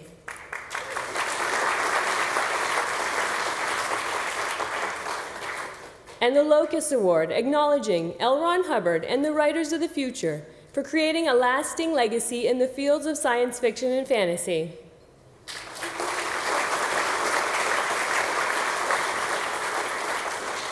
Amidst these accolades, there is one more award honoring L. Ron Hubbard and his enduring contest.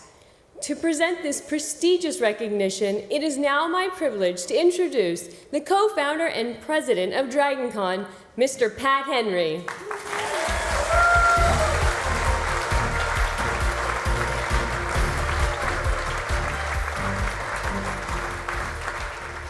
Good evening, everyone. Much like L. Ron Hubbard, I'm a gardener. My garden is smaller. Every year I go to the feed store, check and see what the best seeds and plants I can find are. I nurture my plants to the best of my ability. I plant the food, and I feed the neighborhood. Mr. Hubbard, his garden's a little larger. His is the entire planet. Every year, Writers and Artists of the Future program goes into the world looking for the brightest talent to bring here, to expose the most creative minds in the world, to encourage, to publish, and give them freely to the world. Did I mention all this is done on Mr. Hubbard's dime? And they've been doing it for 40 years.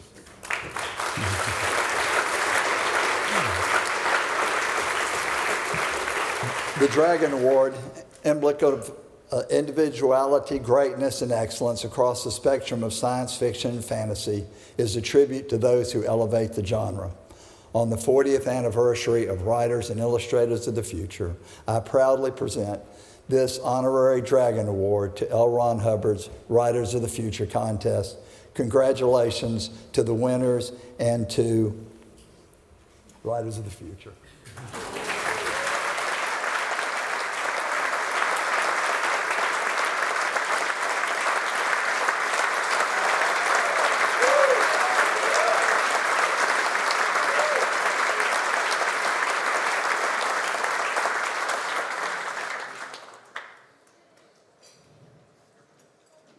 Please welcome Writers of the Future Judge Larry Niven and Illustrators of the Future Judge Rob Pryor.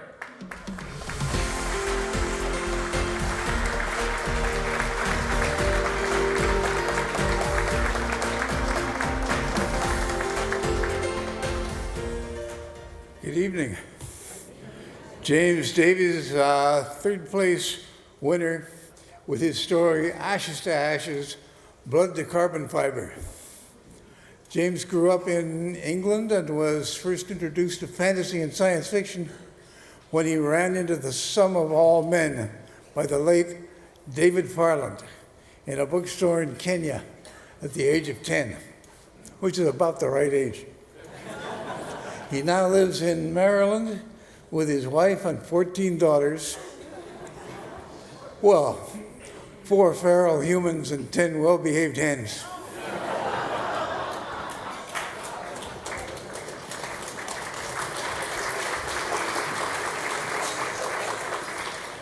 I get to be up here with Larry. Are you kidding? I want to say,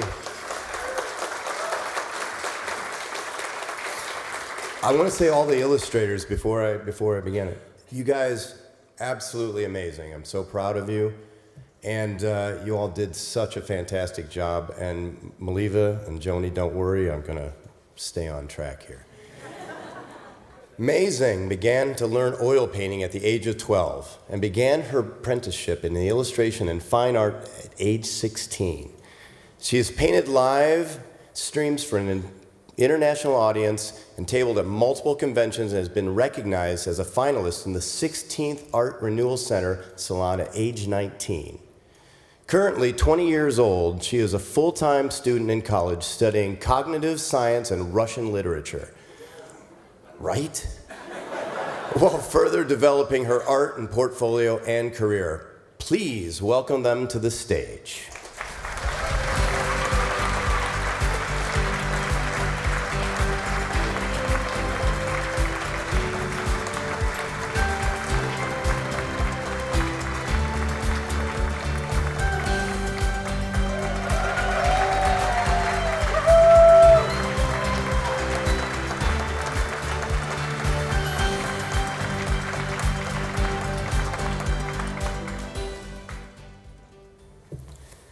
Okay, let's see what ChatGPT wrote for me.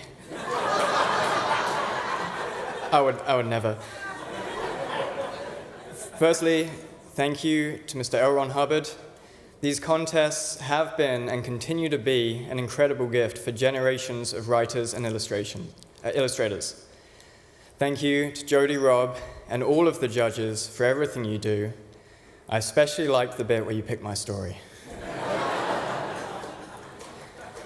Thank you to Galaxy Press and Author Services and everyone that's a part of this amazing event for everything you do, particularly, well, you know what. May, thank you for your incredible illustration. It looks more like what I imagined than what I imagined. It doesn't make sense, but it's true. I have to thank my wonderful wife, Lizzie, for her endless... Thank you.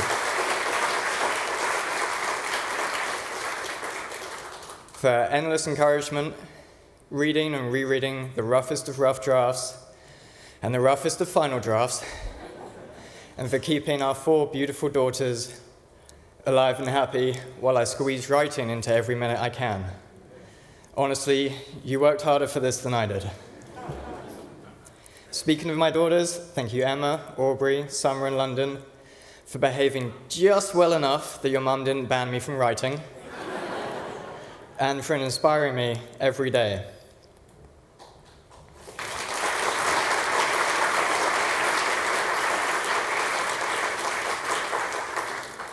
Thank you to my parents, Jane, Joe, and Jonathan. I'm glad I'm more creative than you were with my name. Thank you to all of my many brothers and sisters and my wonderful friends, both here in this room and all across the globe. Last year, TJ Knight of Volume 39 stood right here and thanked me, so I feel I'm obliged to thank him back. I'm kidding. He looked in my writer's toolbox, gave me a long list of tools I was missing and sent me to the store, and I wouldn't be here without him. I also owe a great amount of thanks to all of my many writing groups, Mightier Than the Sword, the Wolf Pack, Superstars Tribe, the Nightclub, and the Writers of the Future Forum. You're all amazing. And finally, I'd like to thank the late, great David Farland.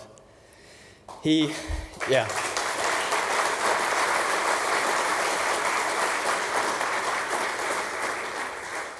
introduced me to fantasy and made me fall in love with reading and consequently writing. His advice was the first to ever improve my craft, and he told me about this great contest. When I got my first honorable mention, he personally congratulated me, giving me the drive to keep writing and keep submitting.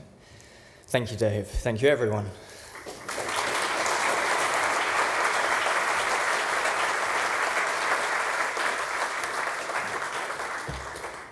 Okay. Thank you, everyone. Good evening. I guess I first need, obviously, to thank the contest. I need to thank the staff at Author Services and Galaxy Press for creating such a legacy over the last 40 years that I'm so humbled and honored to be able to step into. And so much thanks for creating and facilitating such a wonderful week for me and for all of us here. Next, I need to thank my mother. She's not here, but she's all the way on the East Coast. I really hope she's not watching this because it's really late and she should be resting.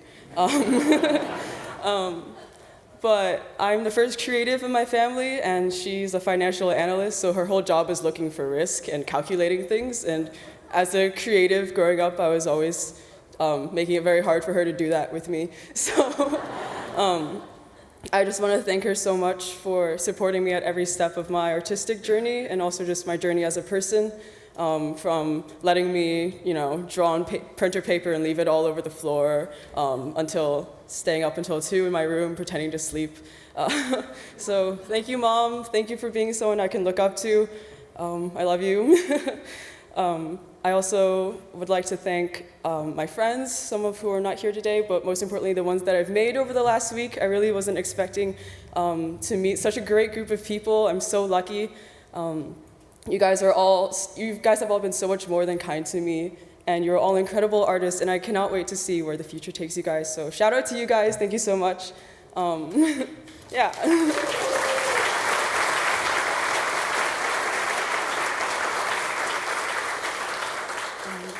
I also want to thank the friends from my hometown. I hope they're not watching this either.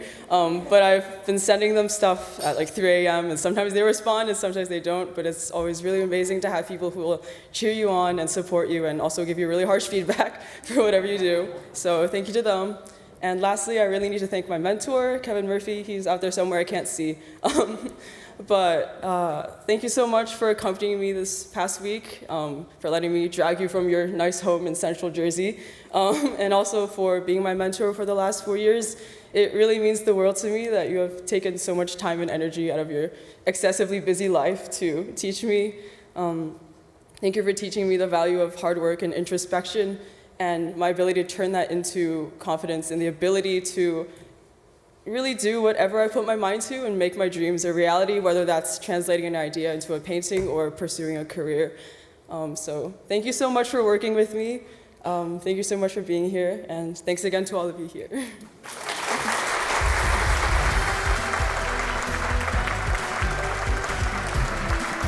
Please welcome illustrators of the future judge, Dean Wesley Smith, and actress Michelle Stafford.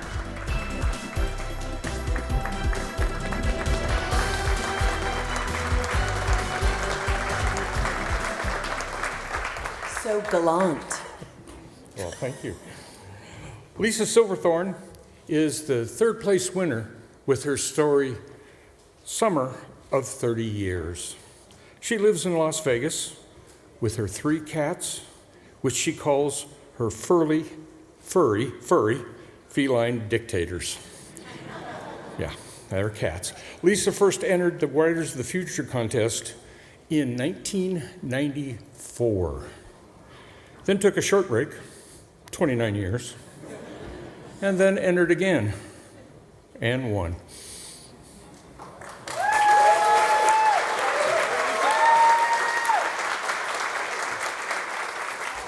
Gigi Hooper from Newburgh, Oregon, specializes in digital collage and pencil work and now has a BA in illustration from George Fox University. Gigi also had a career serving in the U.S. Marine Corps and as a personal trainer. But her heart lies in the arts and in the comic book industry. Let's congratulate them both.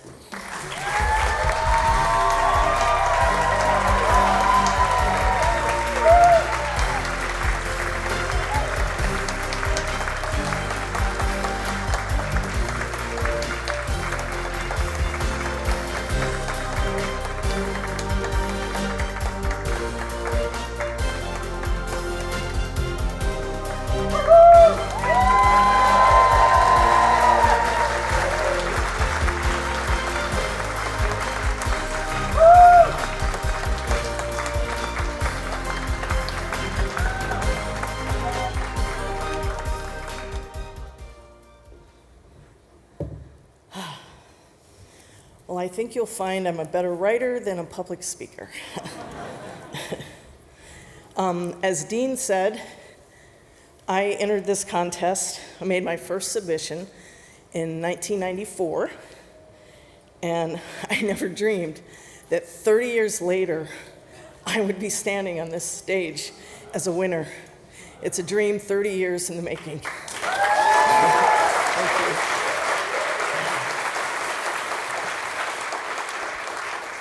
So I am honored and humbled to be standing on this stage and accept this award. I'd like to thank, sorry, I'm out of breath. I'd like to thank L. Ron Hubbard for the legacy and the magic of this contest that has fueled writers' dreams like mine for 40 years. I'd like to thank the Writers of the Future judges, the Author Services crew, and Galaxy Press. You guys have been absolutely amazing, and I felt like a queen all week. And you guys are amazing people, and you're the keepers of dreams, so thank you.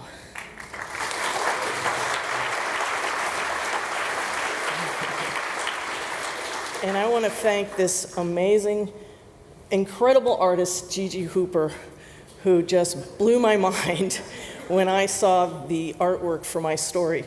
She just perfectly captured every moment of my story, and I couldn't believe that she was able to do that in one illustration. But it was just amazing. So, Gigi, thank you.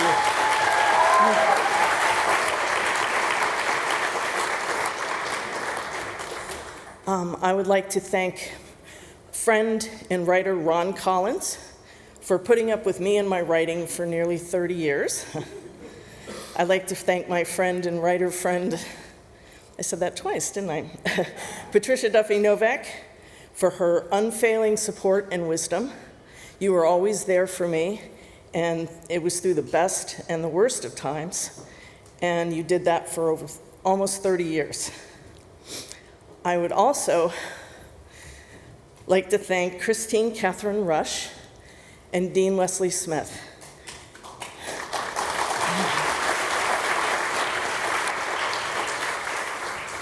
Dean, you and Chris are legends. I wouldn't be standing here on this stage without your continued support and your years of impactful teaching. I'm a working writer because of your teaching, so thank you.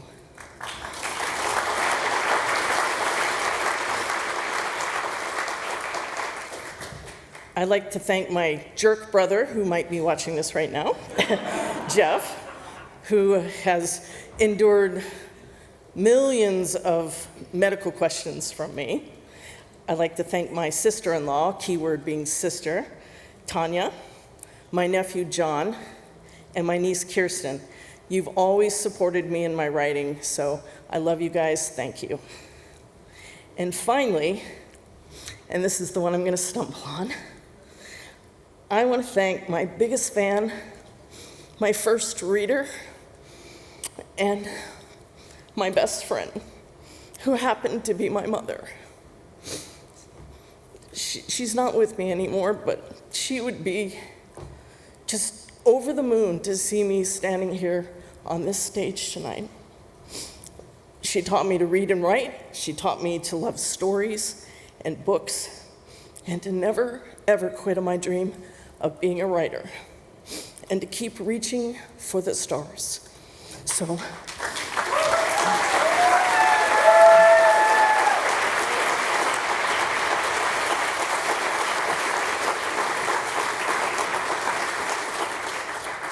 Mom, this award is for you. Thank you.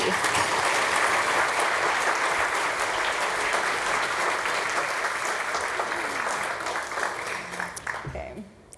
So I want to hide behind my bangs. I'm a little nervous.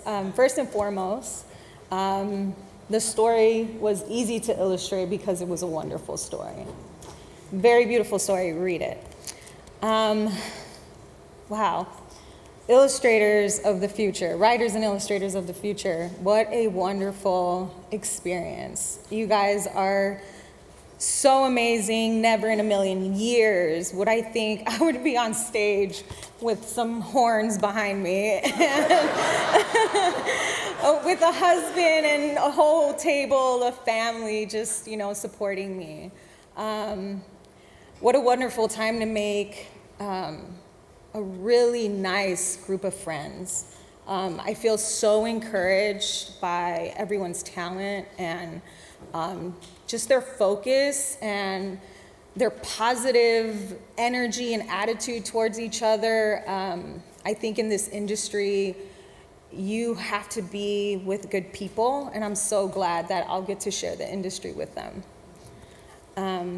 I submitted to Illustrators of the Future 3 times. I thought it was a scholarship. So, you gotta pay school bills, But I submitted, I got 2 honorable mentions, which was great.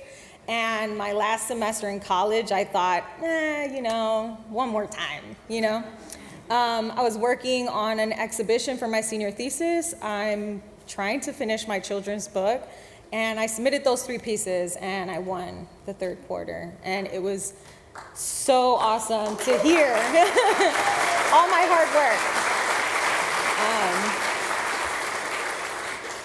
All that to say, I want to thank for being a Marine, I could be a crybaby. As a child, I was always a destructive creative. My mom has witnessed a lot of destruction of her decorative towels with crayon shavings as glitter.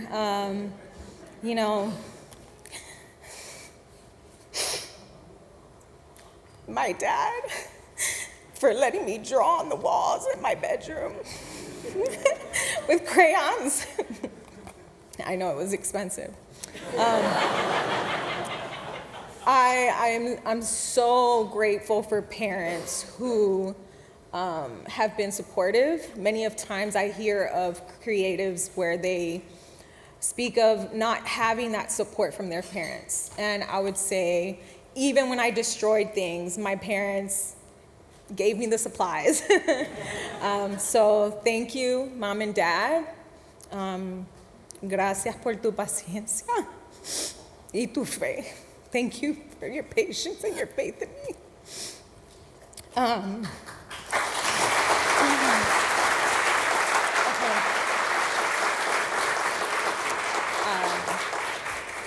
To my sister, wonderful person. She's my personal assistant. She's not for hire, though. She's mine. Thank you for just being an ear for me. Thank you for finding my brain when I couldn't find it, and just talking me down when I have really crazy ideas. So I'm thankful for that. I'm thankful for my parents for giving me the supplies that I needed, which were mostly traditional. But I'm thankful for my mother-in-law for providing me with more advanced tools that have been so valuable in my digital illustration. To my beautiful husband, my best friend, I love you, and I thank you for just being a support and just an honorable person. If you haven't met him, I'm pretty sure most of you have, but if not, you will. I love you, and I'm so happy that we're together. Who would have thought? Yeah. So, thank you, everyone, and I wish you all luck. I'll see you later.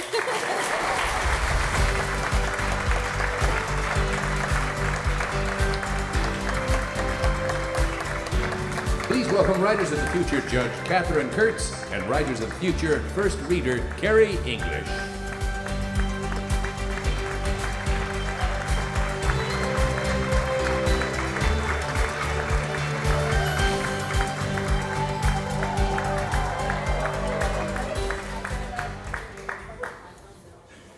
My knee and I thank you. Cal M. is a second place winner with her story, Butter Side Down. She writes from the crowded outskirts of Kuala Lumpur, Malaysia, where she grew up and spent most of her time reading instead of playing outside. Winning Writers of the Future has connected her with other like-minded individuals.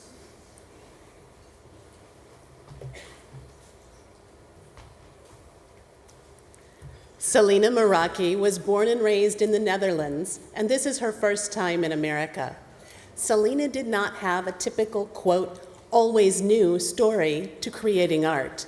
She was on a very different path until a traumatic brain injury led to her discovery of art. Please welcome them both to the stage.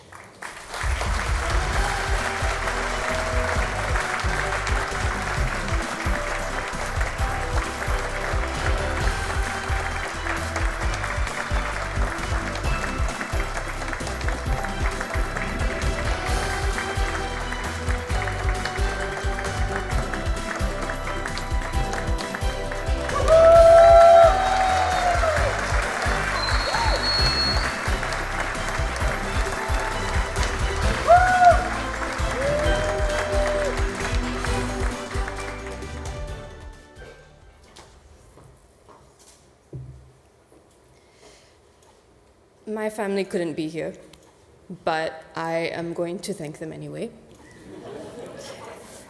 Just like I'm thanking all of you.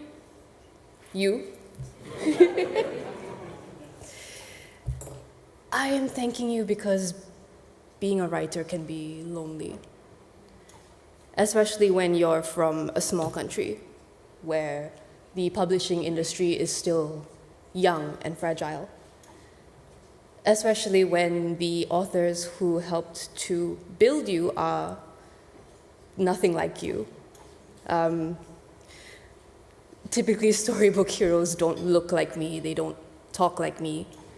Adventures don't happen in my half of the world. They happen in faraway places that, to me, might as well not be real.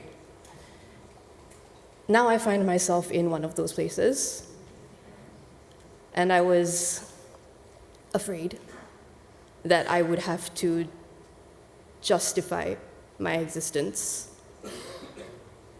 because I still feel like I don't quite fit in. Instead, I was told that I don't have to fit in.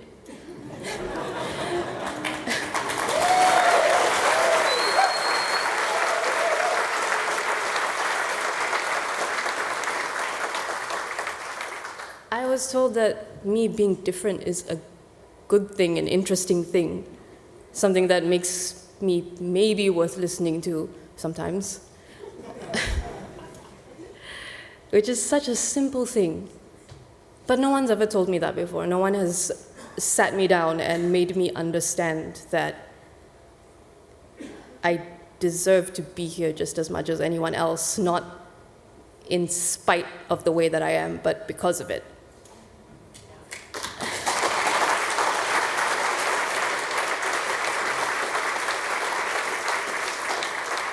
I am beginning to understand that just because I'm not from here doesn't mean that I can't belong here if that's what I want.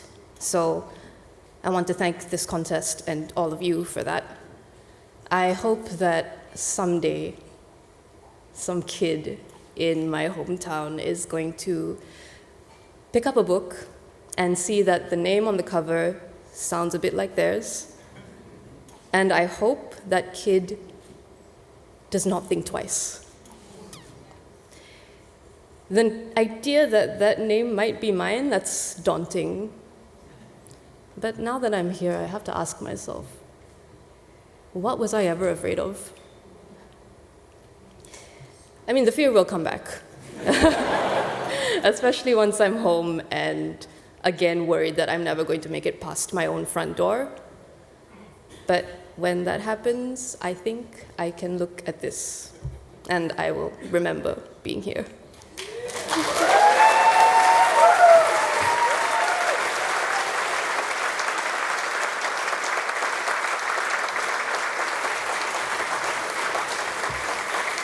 Wow, how does one follow a speech like that? This is exactly what a writer should be doing our speeches next year. But good evening, everyone. Thank you so much for all being here to support us this night. This week has been a whirlwind of an experience, and I want to thank everyone who contributed to making this contest this week and tonight's event possible. So everyone from Galaxy Press, thank you so much, and all the volunteers for their tireless efforts that they put in. And a special dankjewel to Ria for making me feel a little bit more at home this week.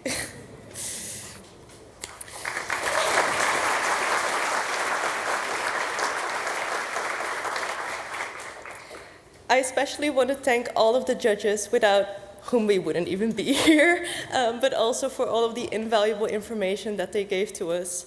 It's something that I will take with me forever, and feeling so validated for all the tips that I got, and knowing that, you know, I can make my dreams come true was wonderful. However, the highlight of my year was getting to illustrate the book cover for Butter Side Down. Kel, thank you so much for writing this wonderful story. I had such a good time reading this, and when you guys go and get the book, skip to the end, read Butter Side Down, and I'm sure it will put a smile on your face. But there's one person who I owe my deepest gratitude to, and that is my mom. You have been my support pillar who, through the chaos of life, through sickness and health, not once doubted me. You are the MVP, and I love you so much, more than words can express. And with such a monumental moment as this, I guess it's all downhill from here. Thank you so much.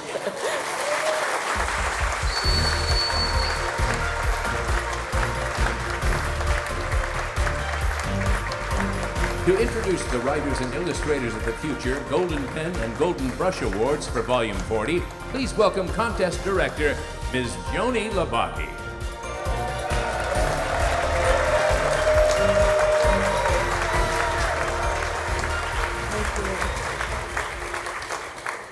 As we stand at the threshold of the 40th and 35th anniversaries, I find myself reflecting on the odyssey these contests have embarked upon. An epic adventure that, much like the ancient tales, has transformed dreams into tangible realities for countless aspiring writers and artists. Leading such a visionary undertaking, I am privileged to guide and uplift the spirits of those who dare to dream in line with Mr. Hubbard's original purpose for the program. The pure thrill of announcing to 24 exceptional artists each year that their hard work has paid off is unmatched. Tonight, we have witnessed the pinnacle of their journey thus far. Yet the journey doesn't end there. From these distinguished winners, our judges have the daunting task of selecting the recipients of our highest accolades, the Golden Brush Award for the Grand Prize Illustrator and the Golden Pen Award for the Grand Prize Writer. Beyond the trophy, their publication in the Anthology, and the Master Workshops lies a bonus prize of $5,000 for our Grand Prize winners. To unveil the Grand Prize Illustrator winner, please welcome the Illustrators of the Future Coordinating Judge, Echo Chernick, and founding Illustrators of the Future Judge, Bob Eggleton.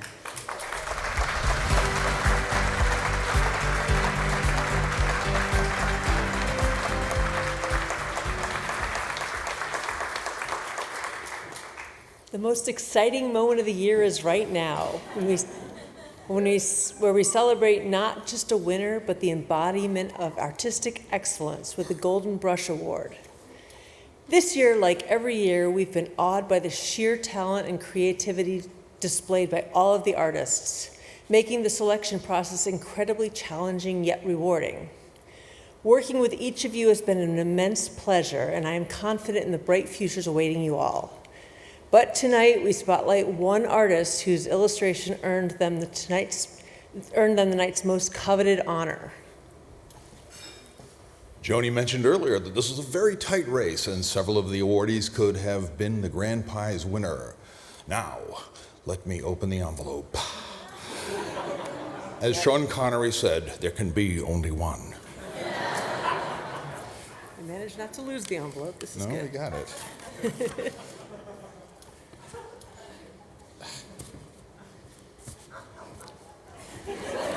Come on, hurry up. And it is Tyler Vale. Tyler Vale.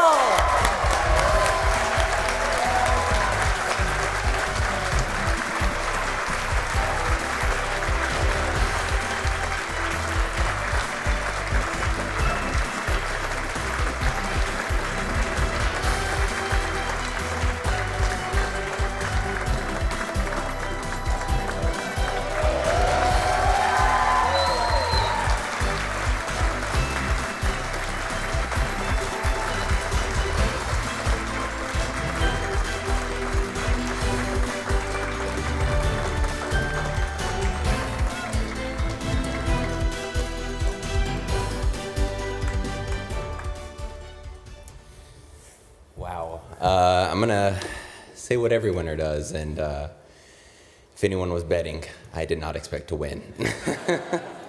I unfortunately did not prepare anything, but everyone else was so great. I want to first start with thanking all of you and everyone watching at home. This would not be possible without you, and just all the eyes and love I've gotten here this past week has been so great. I want to again thank my wife, Liberty, who always brings me up and is just so amazing.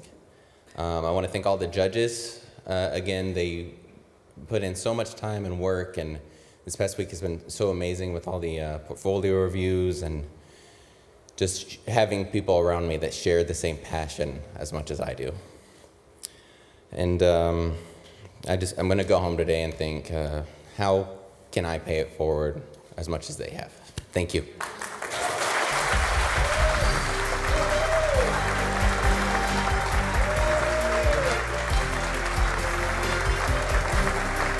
To present the Writers of the Future Volume 40 Golden Pen Award, please welcome the Writers of the Future Coordinating Judge, as well as Senior Editor for the Anthology, Jody Lynn Nye, and Writers of the Future Judge, Orson Scott Card.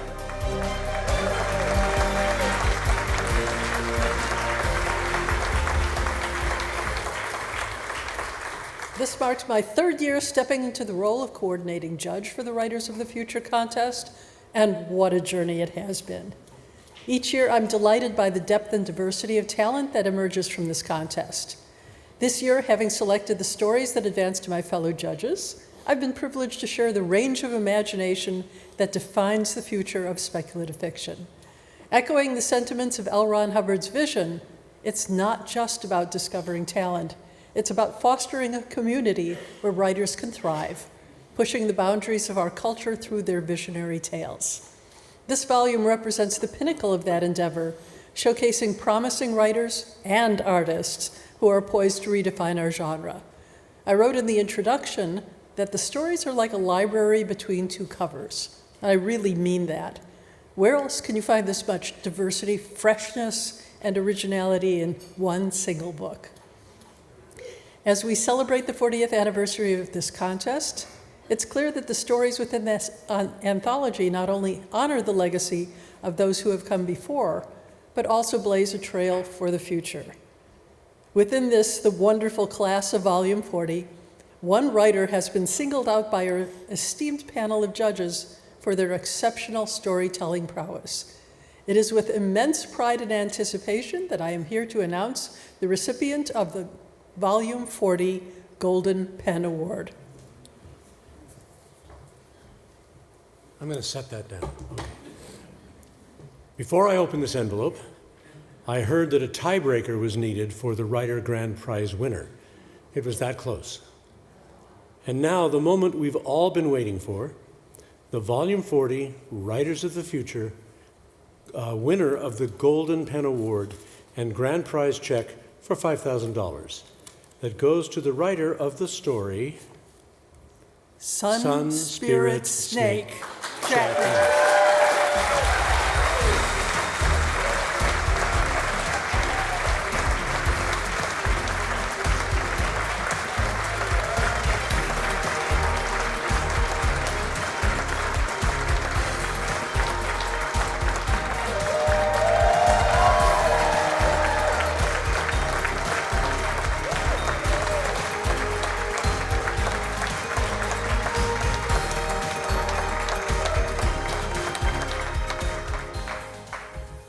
Oh my goodness. I can't wait to tell my 5 Twitter followers about this.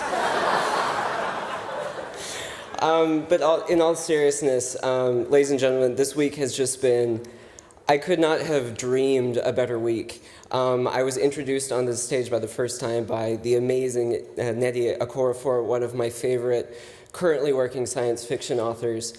I was just introduced by Orson Scott Card, a living legend, also a fellow Utahn. It is so great to see so many from my home state who are just crushing it in science fiction and fantasy.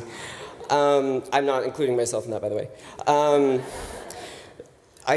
There are so many people to thank, everyone in Author Services, all the judges, all the winners. You all deserve to be up here with me. Your stories are incredible. It is a travesty that there are not, a million other trophies and we can all just come up here again. But I think what I could say that is most important is just the story of my story. It's brief, I promise, but I think it's important for all other aspiring authors to hear. I signed up for an online workshop for science fiction and fantasy. I paid $500 or something. A week before the workshop was about to begin, they emailed and said, you were the only one that signed up. We can either refund your money or we can offer you a one-on-one tutoring with the instructor. I thought, well, I don't know what I'm doing. I would love the tutoring. That was Damien Johansson. He offered me to just let me work on whatever I want. I had kind of a story idea. I said, well, would you help me develop this? He said, sure. Over the course of several months, I would write something. He would say, your characters suck, do it again. I'd write a few more sections. He'd say, your dialogue is terrible, do it again. To the point where I thought, this story is too weird, it's getting too long, no one's ever going to read it, I'm just going to have fun with it. And I just wrote a story that I wanted to tell. It had absolutely no market planned. When I finished it, I thought, well, this is weird. I'm just going to file it away in a drawer. But I had made the goal to submit to Writers of the Future every quarter. The first quarter I submitted, I got semifinalists, which felt really nice. Then I got honorable mention, which didn't feel as good. So when Joni called and told me that the story that I had written and just completely dismissed in my mind had won first place, it really made me look back and reevaluate what I was doing. And over the course of this workshop, I've really learned that what is important is that we write something that we love, and that we write something that we enjoy. And that's what creates art, and art that is meaningful. Not to write to a market, not to write to an audience. Although that is important later, I think the first step is just to write because you love it. I also just want to stress again how important this contest is. I think it was something one of the previous winners said, that this is the fuel for science fiction and fantasy. That's really important. This contest isn't about finding people who are already good writers and giving them a trophy and going on. This gives us something to work for and gives us something to refine our craft for. And that is what is creating great authors and great illustrators. It is giving us a reason to try. And so for that, I thank L. Ron Hubbard, I thank the contest, the author services, all the judges. I thank all of you for being here. This contest is not a short story contest. This is a contest about creativity. So with that, from the bottom of my heart, thank you.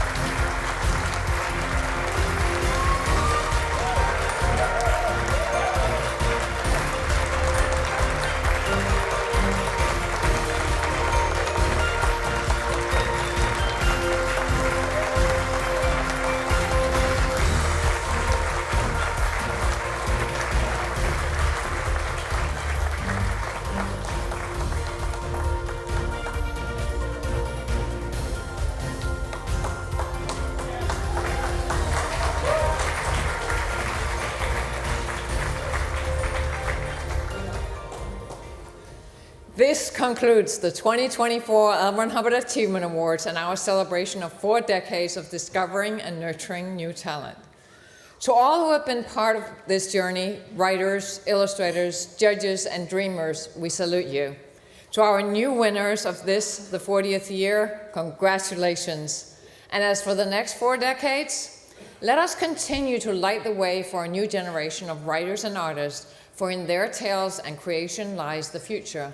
Not just of this contest, but of humanity itself. And with that, I leave you with these words from L. Ron Hubbard. There's only one way you will ever have a future. Make one.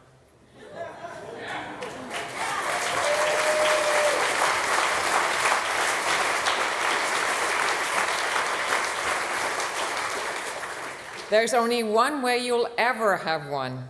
Nobody could tell you about the future. Your future is into constant state of manufacture.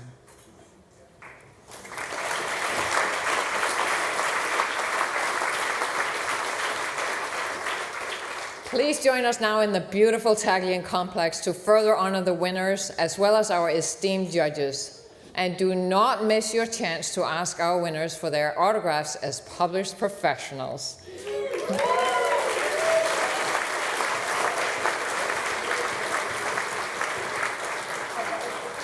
From all of us at Author Services and Galaxy Press, thank you all for being with us tonight. See you next year at the 41st anniversary of the Writers of the Future contest. Enjoy the rest of the evening. Thank you.